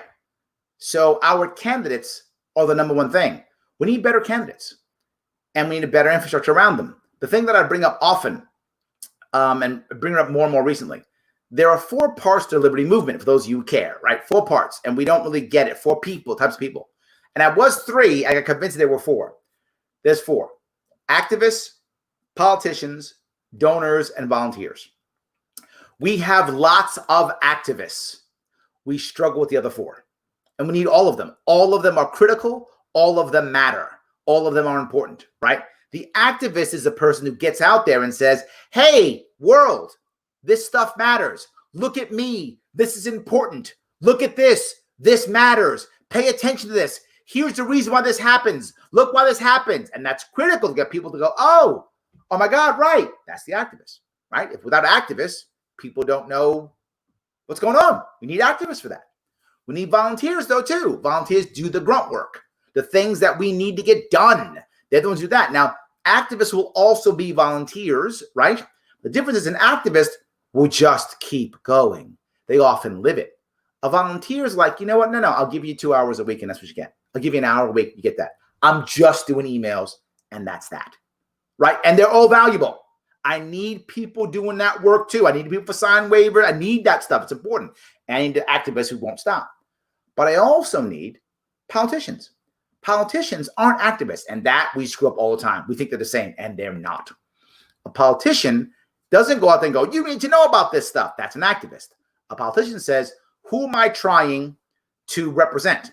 And whoever those groups of people are, whether it's a local area, a state, or a nation, whatever that is, how do I have libertarian answers for their problems, for what they care about.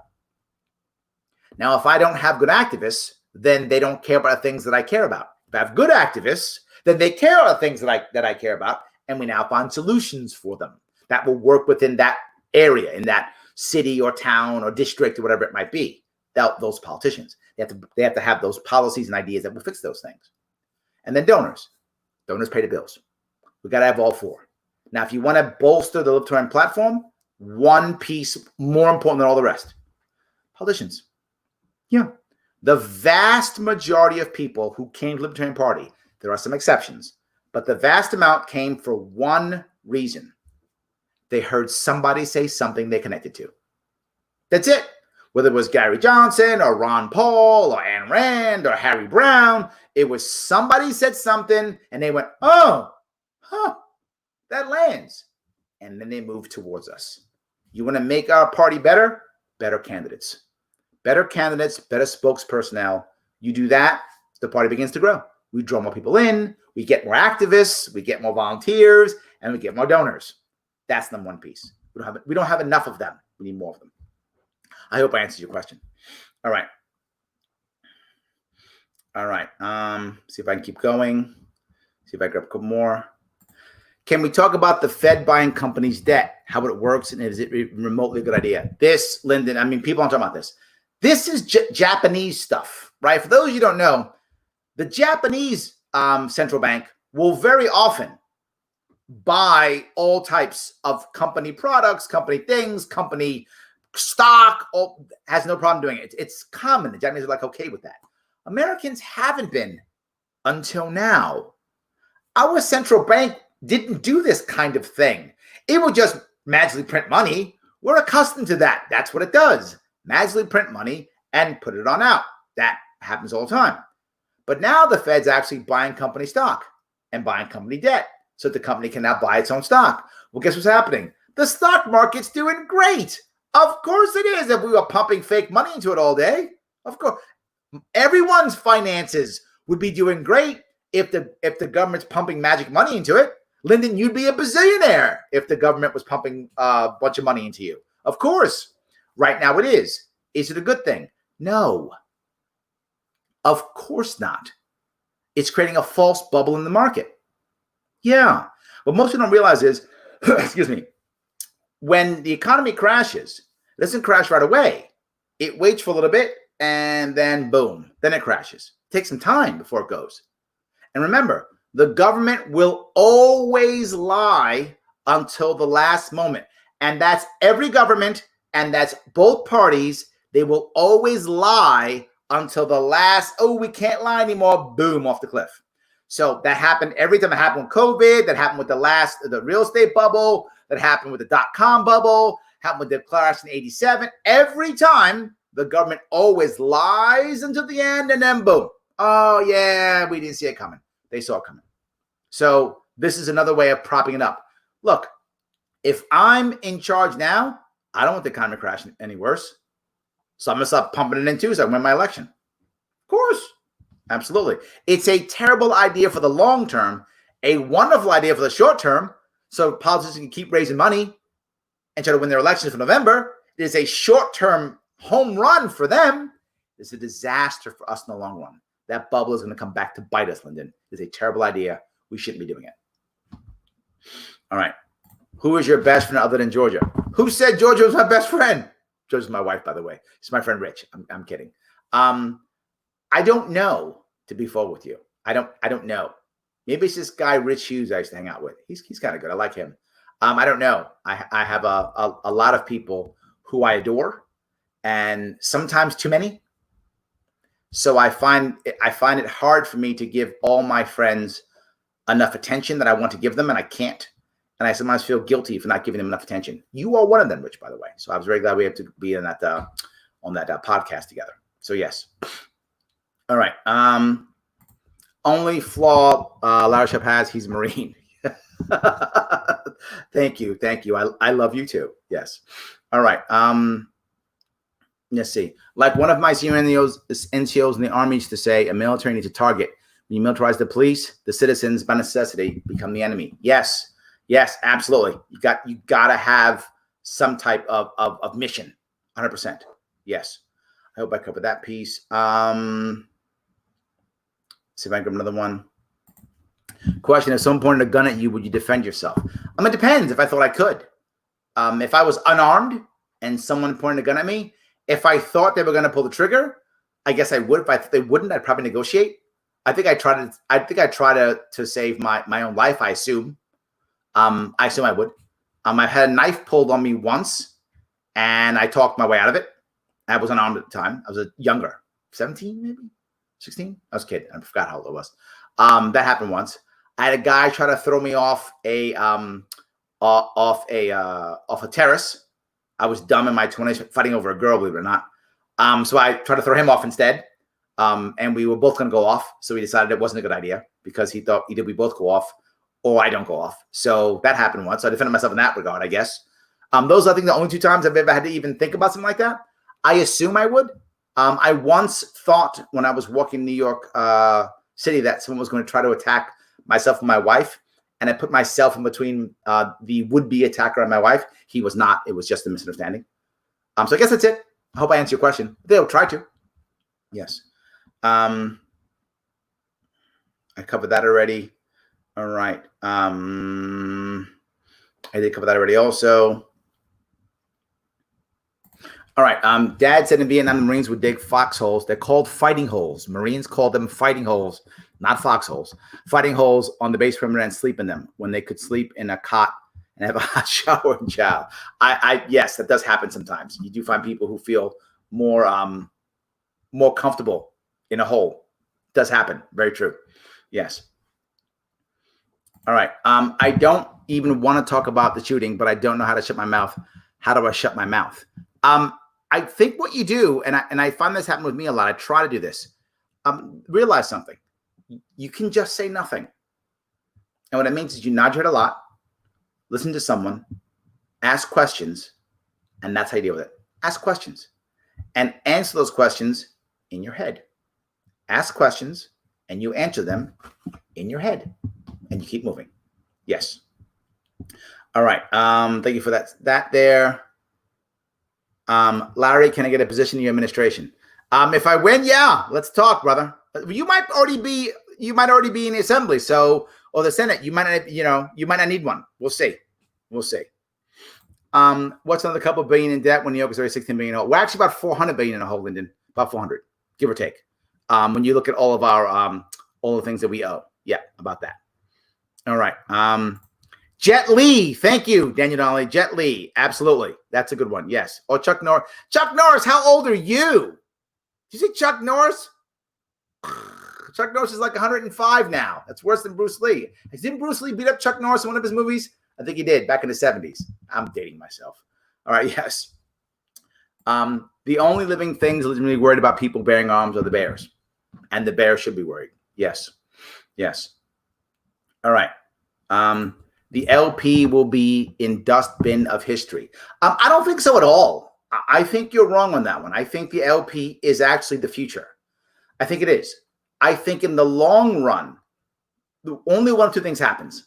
One, we fall into a horrible, terrible civil war. And if we do fall into a civil war, it will be terrible. And the reason why it'll be so terrible is it will be Balkanized. For those of you who don't know what that means, in the Balkans, which are the areas of the former Yugoslavian territories, Bulgaria, Greece, that's called the Balkans, that area. Romania, that area is called the Balkans. When the Muslim armies came in, the Ottoman armies came into the area and took it over, they basically conquered cities. And when they conquered cities, they did things like say, okay, we're Muslims. And the Ottoman Empire was very savvy in how they converted. They officially didn't convert with the sword. They converted with the dollar or the gold coin, I guess, whatever their money was. They would do things like say, if you're Muslim, you don't pay taxes. But if you're not Muslim, you pay taxes and things like that. They would do those types of things to encourage people to convert. What wound up happening is most of the cities, which are run by usually Muslim governors and Muslim Ottoman governors and Ottoman mayors, the cities became Muslim and the outskirts were usually Christian, generally Eastern Orthodox is general rule. It's a general rule. There was some Catholics and Protestants there also, but general rule Christians. So when the Civil War came, it really wasn't, in many areas, it wasn't actually, particularly in Bosnia, it wasn't like area versus area. it was city versus rural. It was Muslim versus Christian in same cities all over the place. We have a similar issue in America. Most of our left is in cities and most of our right is in rural areas. If there is a civil war between left and right, it's every state. It's internal every state. It's not north versus south or east versus west. It's each state is in its own civil war. Terrible. I don't want that. That is a terrible, terrible idea. So instead, why don't we go for freedom? That's the LP, my friend. And I believe that's the answer. Think about this for a minute. At the end of this year, November 2020, Trump wins or he loses. Whichever that happens, a bunch of people in this country are going to be unhappy. If he wins, you got the left saying, oh, it was fixed. It was the Russians who fixed it. And oh my God, he's illegitimate and the world's ending. And if he loses, you got the right. Oh, it was your deep state fixed it. Oh my God, it was a rigged election and blah. No matter what, whether he wins or loses, the left or the right is going to feel cheated and we're going to have problems. And if we don't have a place to bring those people in, they're going to either check out or turn to sporadic violence. Both are the wrong answer. The LP is the place to keep those people. And my arms will be wide open. So I think you're wrong. I think you're incorrect. So my city, 500 people in rural Iowa. Is that really a city, Brian? There's more people in one block in my town. Just I'm teasing you. I live in New York City. Has refused to enforce their rules against the neighbor. So for 10 years, I just informed them that I'm clearing the ditch myself. Ooh, I'm tired of water backing up. I love you. Get some, Brian. I love that. Go ahead. Yes. Trump, Joe Biden is awful. Biden, Donald Trump is awful. Yep. That's basically it. You're correct. Yes. All right. Maybe, just maybe, his actions weren't responsible. Did he deserve to die? Probably not. But his actions, coupled with the actions of those who ran the car, are what led to his demise. So in the end, he is truly the one at fault. Situations like this that only escalate tensions and will eventually lead to higher body count. Yes, Chad, you are correct. 2A, along with the right to defend your person, property taxes, and its effects. I agree. I think this is bad no matter what. And look, again, I'm not there. Chad, maybe you're right. Maybe he made bad decisions. Maybe he rushed the guy. I don't know, right? But either way, everybody was doing this. The guy might have had a problem and been scared and shot him. Still, just a bad outcome. Absolutely. Yes. 155 years ago. Thank you, Daniel. Yes, thank you. Good. Thank you for that. My math was bad, obviously. Yes. See if I can keep going here. Will you run in 2030? I don't know. That's a good question. In 2030, I guess I'd be running for governor then. Let's see. Here's what I promise you. If I run in 2022 and I win, I will not run in 2030. I will do my 8 years and walk away. I'm a big fan of term limits, so I will term limit myself out. New York State, for you guys who don't know, there's no term limit. So our Governor Cuomo could be governor for 40 years. 40 years, he could be governor. There's no term limit, so we can do whatever he wants. So I wouldn't run in 2030. If I were to lose in 2022 and run again in 2026, I might run again in 2030. So it would depend. But after that, probably not. At one point, I'm going to be like, you know what? New York doesn't want me. And I would walk away at one point. Give it to somebody else. At one point, I would do that. Sure. At this point, I don't think anything is going to stop a civil war. Michelle, I hope you're wrong. I feel you. And I hope you're wrong. I really hope you're wrong. But I feel you. Many people are telling me that. I hear that often. I just hope you're wrong. Right. My other worry is, are Americans actually prepared to get up and make it happen? As a general rule, the people who have to fight the Civil War are the youth. The people who initiate it are the older people, right? The older generations initiate the war. The young people fight the war. It's a general rule. I don't know if the young people want to fight that war. They would rather just let the country fall apart. I think they'd rather just go, you know what? Why don't you guys just go over there? Fine. Whatever. We'll have 3 Americas or whatever, 10 Americas, whatever. I'm not sure the youth will want to fight that war. I think the older generation would initiate it. I'm not sure that they would. They wouldn't. So yes, impressed that I knew what? Knew that. What was I supposed to know? I'm sorry, I don't know what I'm supposed to know. Let's see here. See if I can keep going. The notion that the LP is broken has always been funny to me. It implies the others aren't. No, it doesn't. They're just bigger, right? And sometimes bulk matters, right? If you're really big and rolling forward, you can have tons of things broken and not working, but you're just so big, you just keep rolling forward. We're too small to be broken, right? If we were massive, it wouldn't matter as much. We're too small. So if we're broken, you can see it. And we are. The others are too, but they're just so massive, it doesn't matter. All right. Who are the people you see as the future Libertarian Party? Ugh. I don't know. I'm not sure any of them are actually here. I don't know what the future is. I'm not sure. The problem that we have in the Libertarian Party is most people run, lose, you never see them again. So the people running now, I think we'll find out. Will we see them again in 2 and 4 and 6 years? If we see those people running again in 2 and 4 years, them. If we don't know. And think about this. From 2016, all the people who are running in 2016 at the national level, only me and Darryl Perry are left. Everybody else left. Always isn't active in the party. I shouldn't say left. They're not active in the party anymore, right? They're just doing other things. So I'm not sure. I think who's going to be here for 2024? Who's going to be here 2024, active in the party, running again? That'll be your answer. Who are those people? I'm not going anywhere, so I'm part of it. I'm not going anywhere. But most people, they go away. So I think it depends who stays. Say. Let's see. No human deserves to be killed. Separate question. If taxation is theft, then what is the Libertarian response to taxes being used to fund the military for Homeland defense or political salaries? I'm not sure what this is. Taxation is only theft if people don't want it. They don't consent. If you look at the vast majority of Americans, they consent to taxation. The vast majority of Americans believe that taxation is the only way to have society. They can't imagine anything else. And if you consent to it, it's not theft. In theory, it is. It's extortion. It's not even theft. It's extortion. You don't have to pay it. You can go to jail. So it's actually not theft because you could not pay it and go to jail. Well, what about tax that they withhold? You don't have to have a job. You can have no job and not pay taxes. You can if you want to. You'll go to jail, which makes taxes extortion. Not just that. They don't just take your tax. They do give you something for it. They give you a terrible deal. They give you what you said, military, political salaries. So again, it's not theft. It's extortion. They're saying, Bernard, don't you want to buy these terrible shoes? You don't want to buy these shoes? Something bad might happen to you. Fine, I'll buy your dumb shoes. That's extortion.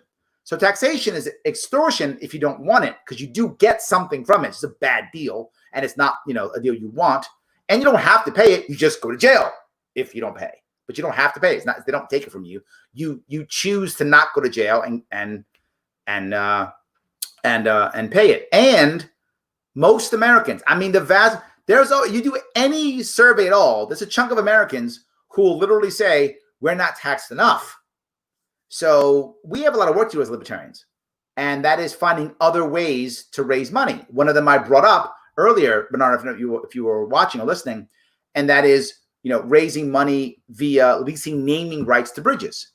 When you start raising money that way, you don't require taxation. So you can spend money on Homeland Security or politicians' salaries or whatever the case may be, being voluntarily funded. That can happen.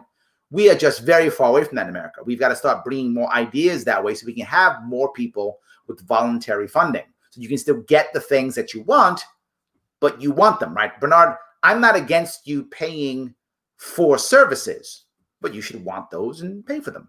No problem with that at all. So yes, I hope that was clear. Yes. Let's see. Do you think Epstein's girlfriend squeals and that whole thing unravels? No, I don't think so at all. I don't think so at all. I think she probably, maybe does some time and gets out and gets rewarded. Something like that. Yeah. Larry, martial law in major American cities. Absolutely. Yes. 100%. No doubt. That is in our future. It's already there. We're 2 steps from there now with the COVID excuse for martial law. Yes. Absolutely guaranteed. Yes. Yes. He wasn't simply trying to drive. That's an effing lie. He was drove into the effing crowd. Possible, right? If that's true, I don't know that. If that's true, that guy's a bad guy and guilty, if that's true. And in which case, horrible that Garrett died. If it's not true, he was just trying to drive and he got caught and got scared and shot Garrett, still horrible Garrett's dead. Either way, it's terrible Garrett's dead. But it's possible that he's a bad guy and he was trying to kill people. I actually don't know. I'm not judging that. That isn't my issue. My issue is I wish Garrett wasn't dead. That's my issue. And it sucks. All right. Let's see here. See if I can keep going. Let's see. Schools are safe completely. It is on the video I sent you. Oh, thank you. Yes, studies from the line. Yes. So you can do it. I let the schools decide. I do not want to force a parent to send their kid to school if they feel it's unsafe. If you don't want to send your kid to school, don't. Larry, while I want to see newer schools open, is there an opportunity here for community schools? Yes, Kelly. It's exactly my point. Right now, it is time for us to get the data together and decide how can we now support homeschooling, community schooling, all those things. Figure it out. There's rules on this. Michelle says that it's safe up to 15 with no issues. There we go. See, I heard it was like 10 or 11, but I'm not up to speed on these things, Michelle, so you're probably right. I heard it was like 10 or 11, and then at a certain age, I assumed it was because of puberty, but that's a total assumption on my part, that somehow COVID affected you differently, and you had a better chance of passing it on to others. But if it's 15, even better if that's the case, right? Let's let the schools decide. How many kids do you have in your school? Open up the way you need to open up, right? That's the issue. I shouldn't be telling you. I'm not the one as governor of New York or as president of the United States or mayor of my city. I'm not the one who should be telling a local community whether they should be opening their school or not. I should be giving them exactly the best information that I have, and then they look in their hearts and go, all right, what can we do? And what should we do? How do we service our community how they want to be serviced? And how do we not force parents to send their kids to school if they feel unsafe? And maybe that's community schools. Maybe that's homeschooling. I'm okay. Let's fix that. Yes. All right. Let's see here. As Tim Pool has said, a civil war is not always two armed forces facing each other in a battlefield. In my opinion, we are already in a civil war of identity for this nation. Will it be a socialist-type nation with whitewashed history or a nation founded on individual liberty and freedom?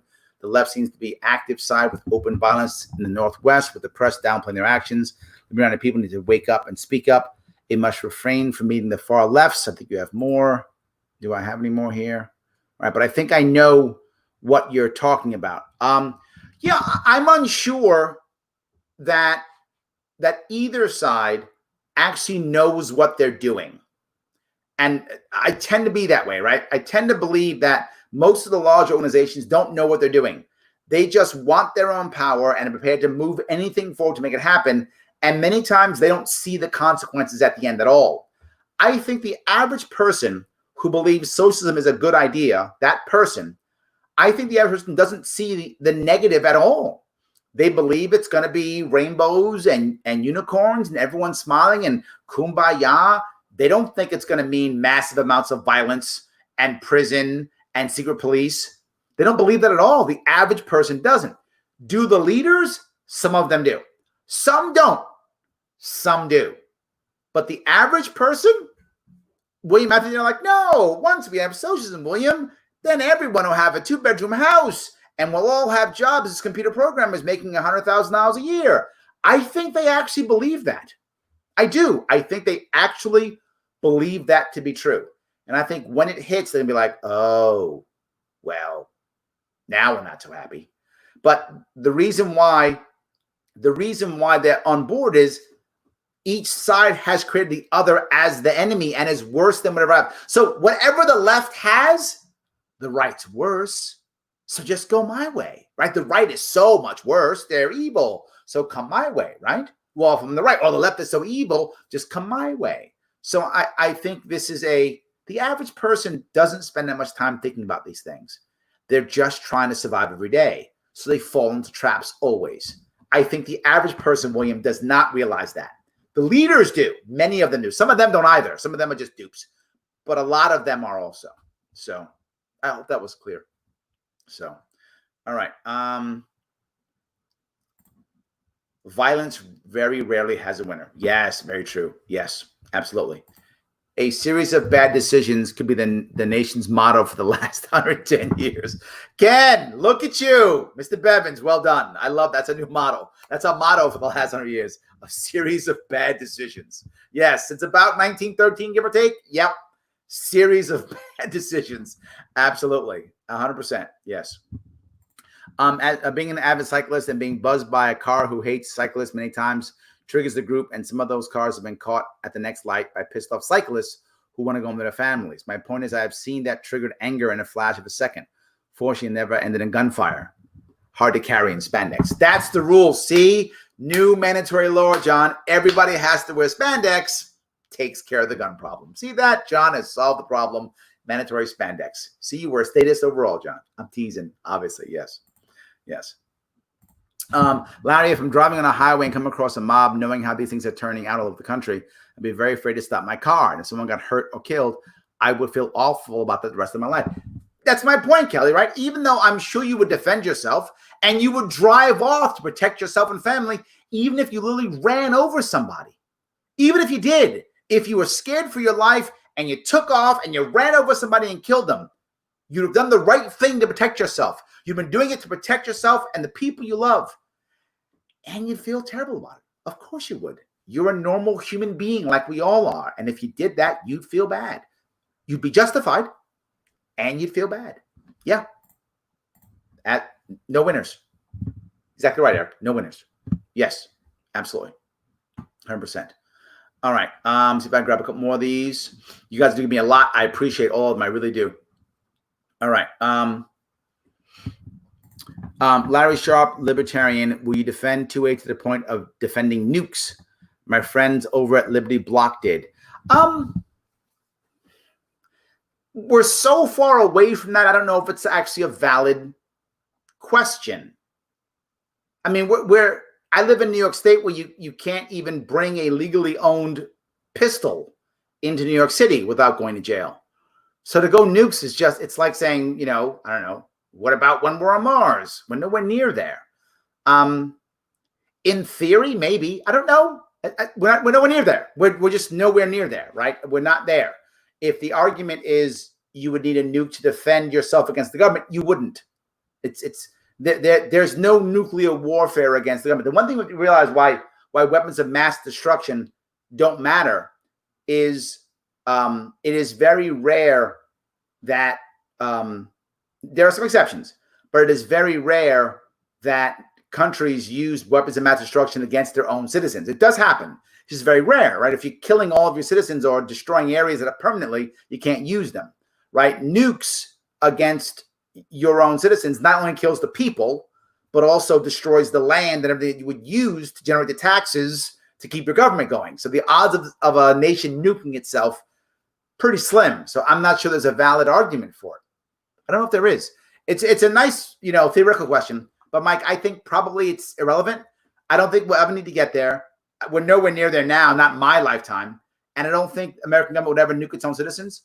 Would they use massive weapons against each other? Maybe. But they wouldn't have used biological, maybe chemical. Chemical, maybe. Maybe. But why would American government ever nuke or biological weapon its own people? I don't know why they would ever do that. So I don't know. Good. All right. Let's see. That's not for me. Thank you. Jefferson discussed the need for revolution every 200 years to keep a government honest.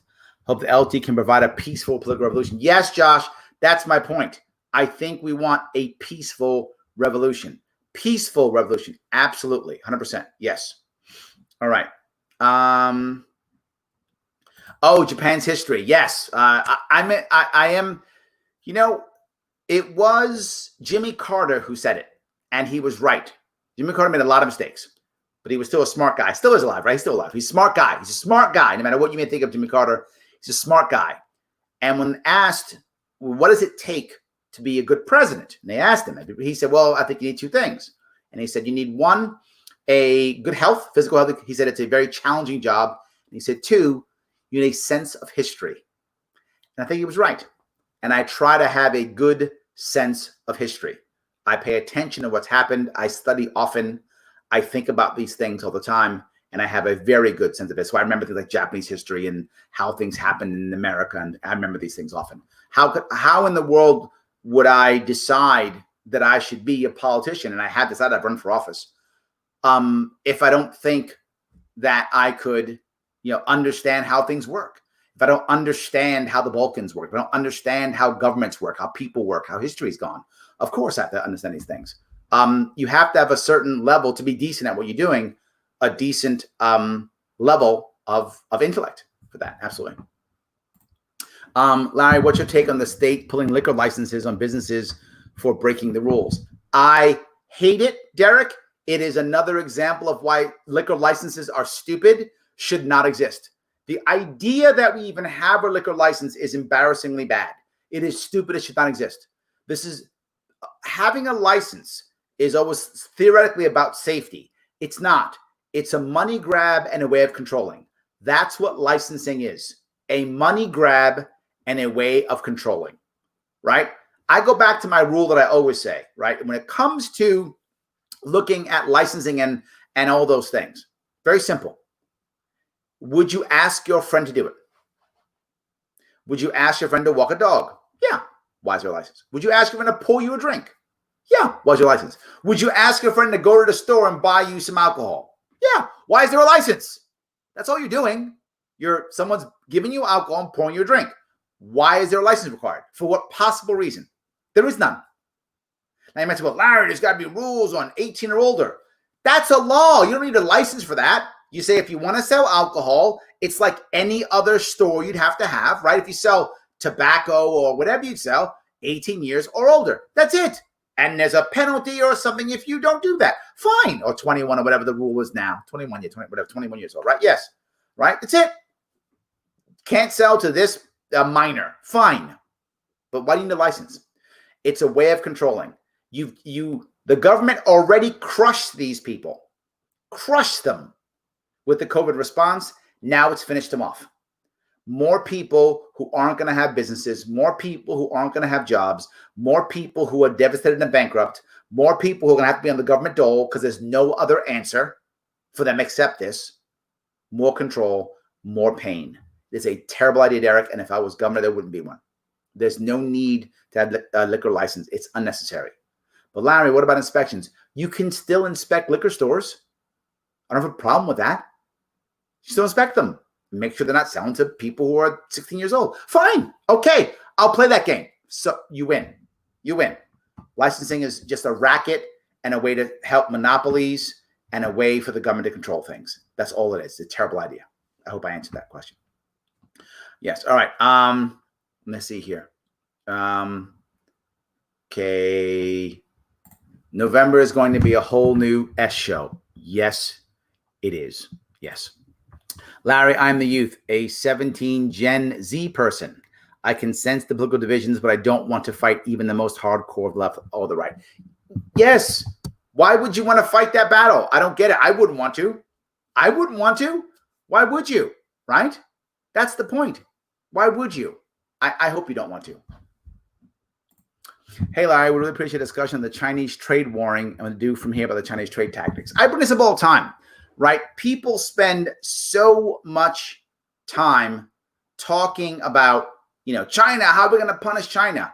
And we could go a trade war. That's not going to work. It doesn't work. China can survive a trade war better than we can. They've already shown us this. Let's not even try that stuff. I want the opposite. I want to open up as much trade as I possibly can with China with one important thing. Here's the most important thing, and I bring this up all the time. If you look at New York State as an example, microcosm, for those who don't know, in New York State, we have a thriving, or had prior to COVID, we had a thriving craft beer industry where people would easily, happily pay an extra $1 or $2, to get a beer that they knew was local, or that happened all the time. Very common. Now take that beer, it's more expensive, fine. That's a cultural thing in New York State. And other states have it also. I just know that happens in New York State. Great. What do we have to do? We have to be totally transparent with the American people on what the Chinese do and let them all know this is what they do. This is how they act. This is what they steal. This is what they do. This is how they spy. These are all the things they do that are bad. Are you prepared to not spend 25 cents for the package of crayons at Walmart, but instead spend 50 cents and buy the American-made ones? When Americans are like, you know what? The Chinese suck. I'll drop 25 cents more for my kids' crayons and I'll buy the American-made ones. When Americans do that, the Chinese lose. That's how we win. That is a long-term cultural war, getting Americans to understand the value of these things and when people are being treated fairly and not. How about we simply have it literally an open wiki that the government puts in what trade practices each country is doing, each company is doing, where each company is from, and what will happen. Will the individual person actually look it up? Probably not. They won't. But will there be people who will look it up? Yes. And will they put out their opinions? And will there be rating institutions? Yes. Of course that will happen. And when people realize how bad the Chinese are, they'll stop buying. And when they stop buying, the Chinese will change. Otherwise, they go under. They'll stop doing their bad behavior. And the best part about this is that's ongoing forever. Meaning, if the Chinese slip back into their ways, we stop buying again. Also, what if other countries start doing it? The Russians do it, or the French do it, or whomever. We go, oh, they're doing that stuff? Stop buying. Stop buying. And when that begins to happen, that becomes the way that our culture reacts constantly. This is a long-term answer, Luke. It's not a short-term answer. This is at least a 10-year plan. And it's hard. People want answers now. Punish them now. But the punishment piece actually doesn't work. And what winds up happening is companies like Walmart, who all their stuff comes out of China, I'm exaggerating, not all, but a bunch of stuff comes out of China, they start fighting us. The fast answer is a tasty answer. It feels good. It doesn't work. So we need a long-term solution that affects us for a long time, and that's the actual answer. I hope I answered it. Yes. Hey, hold on, sorry. Hey, Larry, can I jump in on the Garrett Force? Have you seen this? Wheelchair bound fiance slain. Yeah, I think we were talking about this already. Yeah, didn't we? Yeah. Yeah. And the point that I'm bringing up is I'm unsure whether Garrett pointed the gun, rushed him, whatever Garrett did. And to be very forward, I've said it before and I'll keep saying it. I'm not blaming the driver. I don't know what he did, whether he was trying to hurt people or not. I will give him benefit of the doubt. He drove in, people rushed the car, he got scared and he fired, defended himself. Okay. Still sucks. Dan, I don't want Garrett to be dead. I wish he didn't die. It's a horrible thing and he didn't deserve it. Even if Garrett made a mistake and he thought the guy was going to run people over and Garrett rushed him thinking that he was going to intimidate him and make him back off. Maybe Garrett thought that, right? He might have believed that if he rushed the guy, that a guy would get scared and back off. He might have believed that, in which case that was a mistake. But I still don't want him to be dead. I wish he wasn't shot. Mistakes might have been made, and maybe the driver's shooting was justified, and maybe it wasn't. I don't know. I can't have that. I don't answer that question. But whether it was justified or not, and whether Garrett made an error or not, it's a tragedy that he's dead. He shouldn't be dead. We shouldn't be happy or gleeful or think he deserved it. Even if he made a mistake. He made a mistake. He didn't deserve to die. Even if he made a mistake. And I don't know if he did. Maybe he did, Dan. Maybe he rushed the guy trying to scare him off. It's possible. Then that was a mistake. He didn't deserve to die. And if the guy shot him because he was afraid, that's justified. The guy should go to jail if he defended himself. Still a tragedy. I wish he didn't have to do that. And as I mentioned earlier, if that guy's a regular human being and he shot Garrett, he's going to feel terrible. This guy loses too. Even the driver's not punished, he still loses. He shot that guy, right? He killed him. He takes that with him to the grave, by the way. So it's possible. I don't know, Dan. Either way, it just sucks. It's a bad situation, and I wish he didn't have to die. I wish he wasn't dead. All right.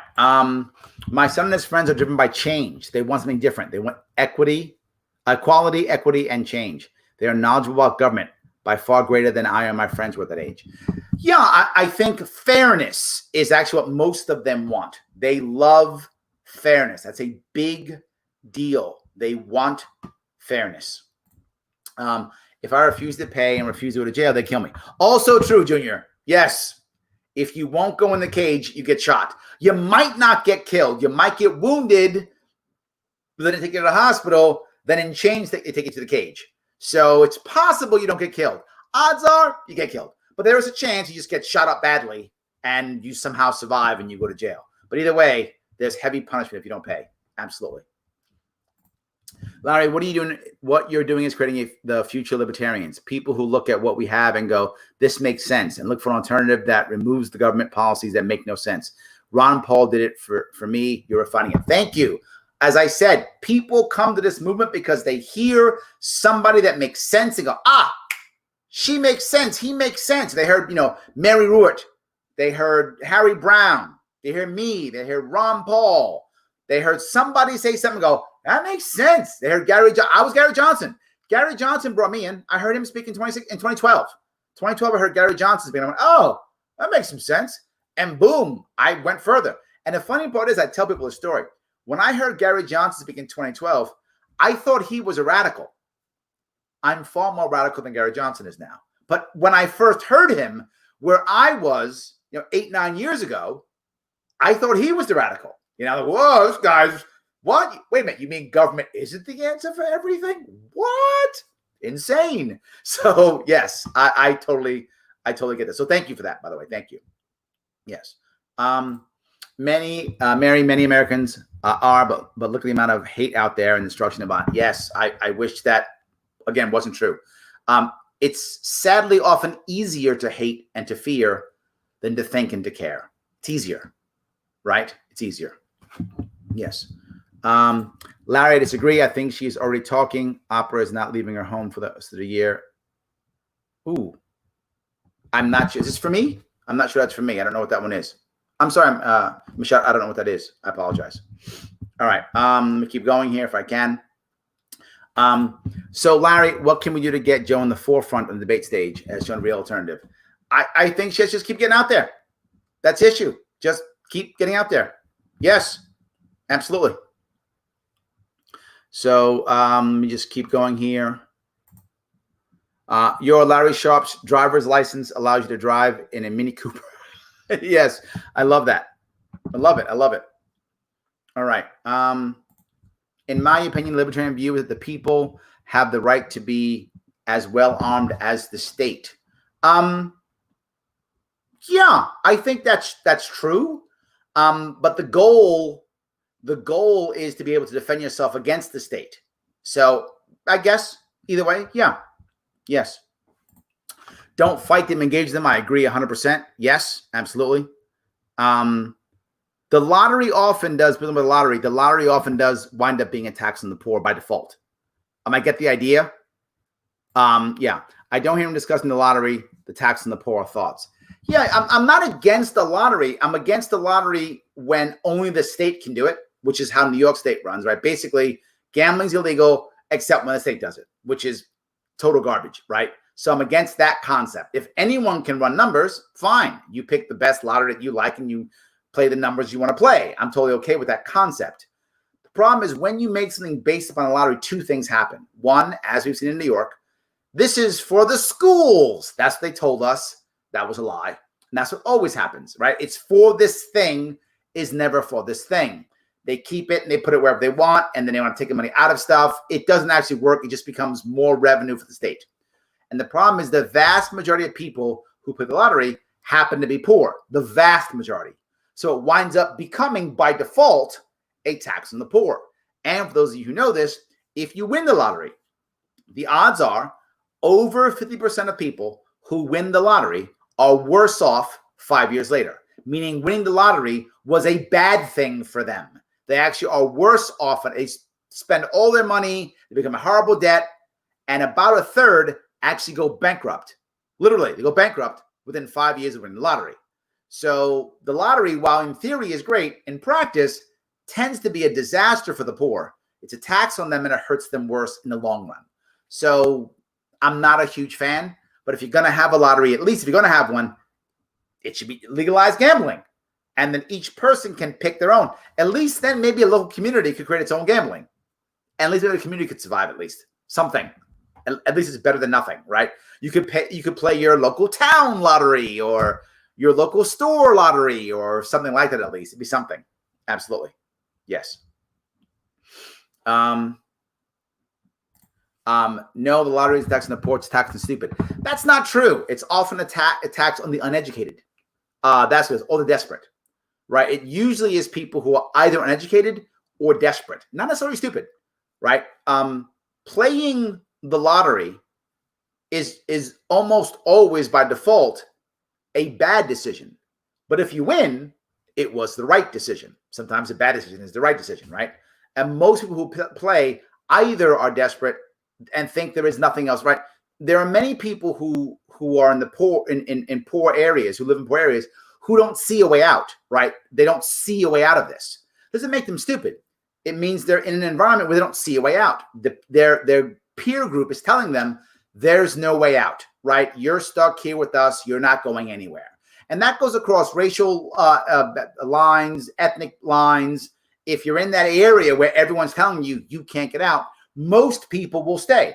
Some will be aggressive enough and savvy enough and get out, but they're the exception. Most will stay in that environment, whatever that's a statistic. You can see it. It's what usually happens.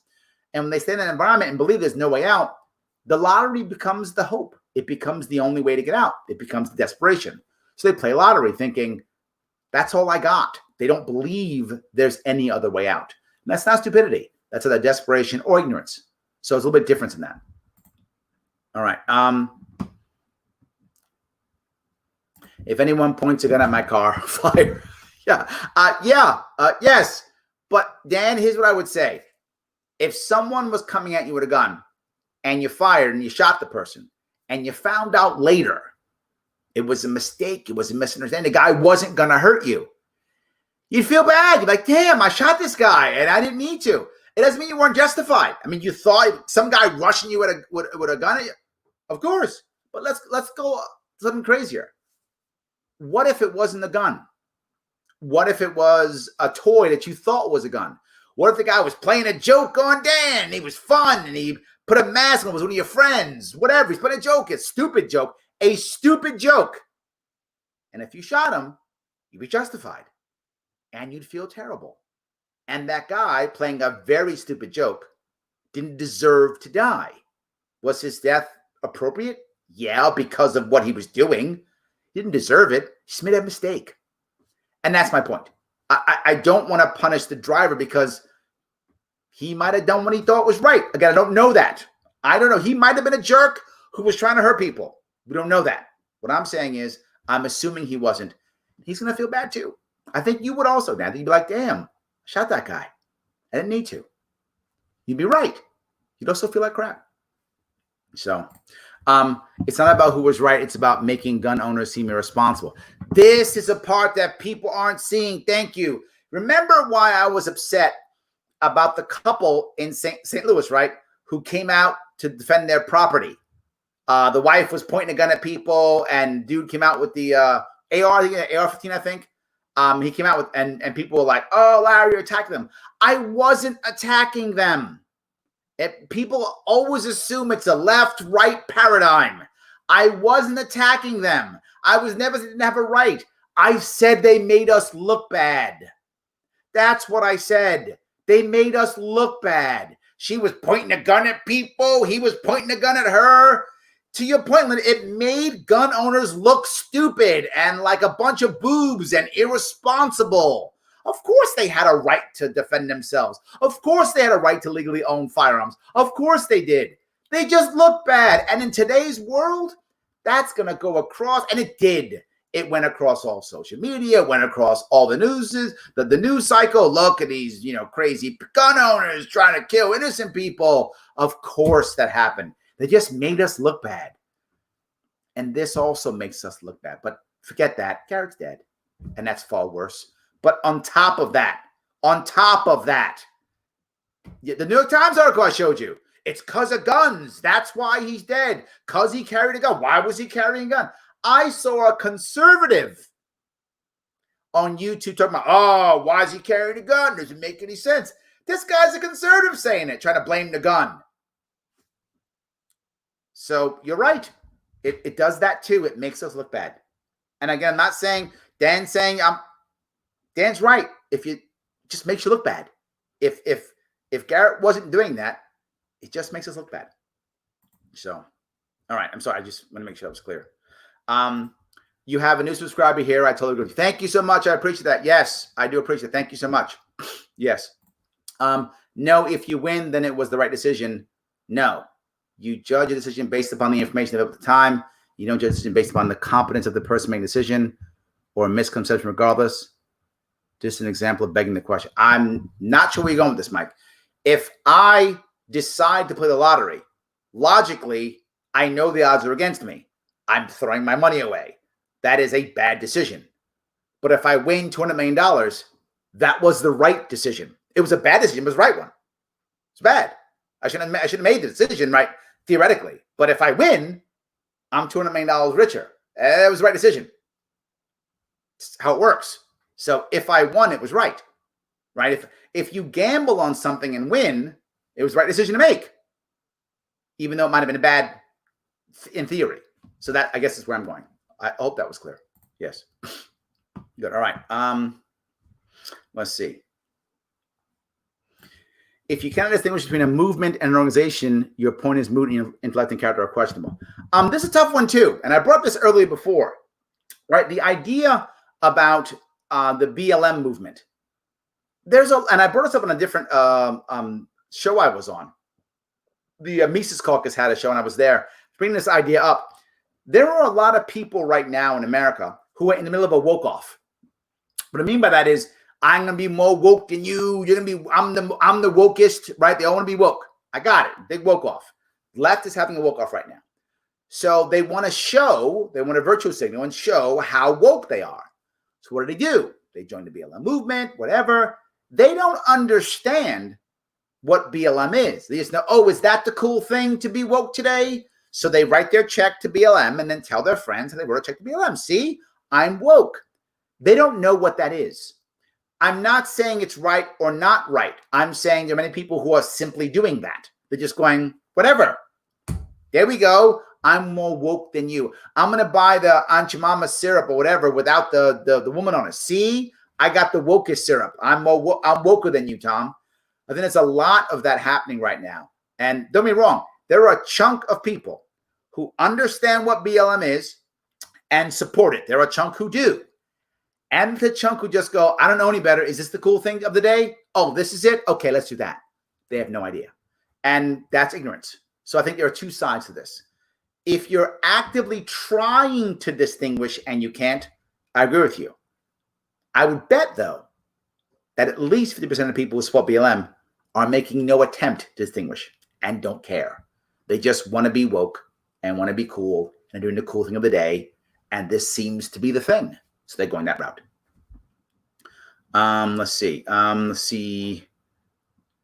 Is it right to judge the decisions of others? I think, yeah. We'll do, don't we? Don't we all judge decisions? I think we do. Sure. Thoughts on Trump Jr. governor run? A waste of time. If he wants to, he can. New York State is, after COVID, and the rest of the people who don't worship His Majesty Cuomo move out, New York is going to be 3-1 Democrat to Republican. Republicans have no chance of victory. Zero. I have a better chance of winning than Republicans do in New York State. I'm not making that up. That's not talk. That's reality. The 3-1 Democrats to the Republicans in New York State, those Democrats are not going to vote Republican. Not going to happen. They're not going to vote Republican.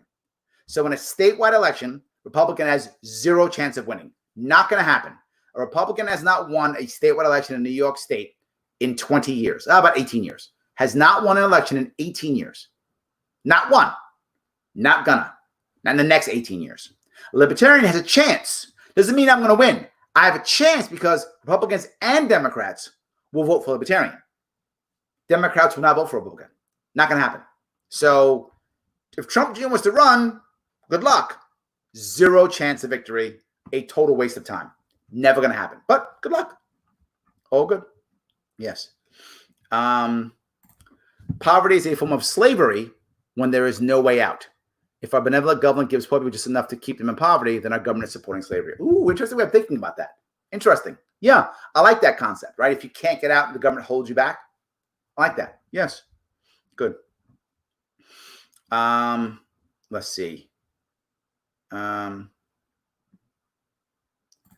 Dude said he was carrying a gun to intimidate people. He might have been, right? And I don't know Garrett that well. I didn't know Garrett that well at all. It's possible. Again, I would say maybe he was trying to, maybe he rushed the guy, right? Maybe he rushed the guy in the car, like maybe he thought the guy in the car was trying to run people over. In case you doesn't know that was happening. In New York City, that was happening. People were running over. All across the country, people have been running over protesters. So maybe, again, I wasn't there. I'm not sure. But maybe Garrett thought, oh, this guy's going to be running over people. Let me intimidate him so that he won't do it. Maybe he thought that. And sadly, he was killed for that. Doesn't mean he deserved it. It means he made a mistake.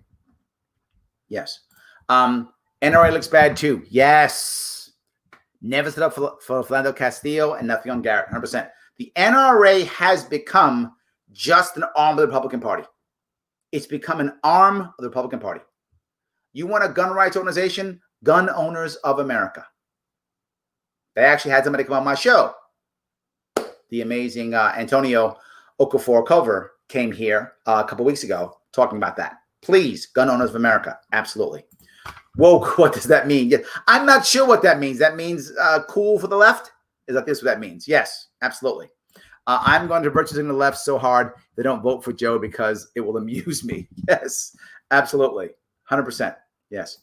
If I win a lot in New York, I'll bump up my Patreon member level to be a guest speaker level. Yeah, go brother. I hope you win. I love that. Yes. In simple terms, if you're not woke, you're a racist. There is a part to that, Brian. There's a part to that. There's a bit of that in there too.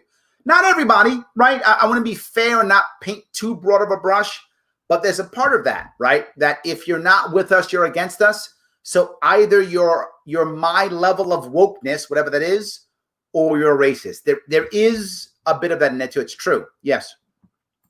BLM was only meant to be a movement and not an organization. It was turned into an organization in order to monetize the movement. Oh, okay. There we go. Makes total sense. And now we have a movement that's making money. Absolutely. Yes. Yeah. Let's see. So you're going to drive by them with your bare butt hanging out of your car window. I like that idea. Do that. Yes. All right. That's brandishing. Okay. I'll buy that. Good. All right. So, NRA, negotiate rights away. Love that. Oh my God. I love that. Very good. All right, guys. I want to say thank you so much for today. I appreciate it. Please, for those of you who have already joined, awesome. For those of you who haven't joined yet, of course, if you can, please feel free. Head on over to patreon.com/Sharpe Way. Give what you can give if you can. But if you can't, I get it. COVID has beaten a lot of people up. Please head over to YouTube and subscribe. It does matter. It matters. Like me on Facebook. And of course, follow me on Twitter. All these things matter. I hope that I can give you, I hope, enough of a interesting 2-hour chat that'll make you think and talk the rest of the week. That's what I'm hoping. And I will see you all tomorrow.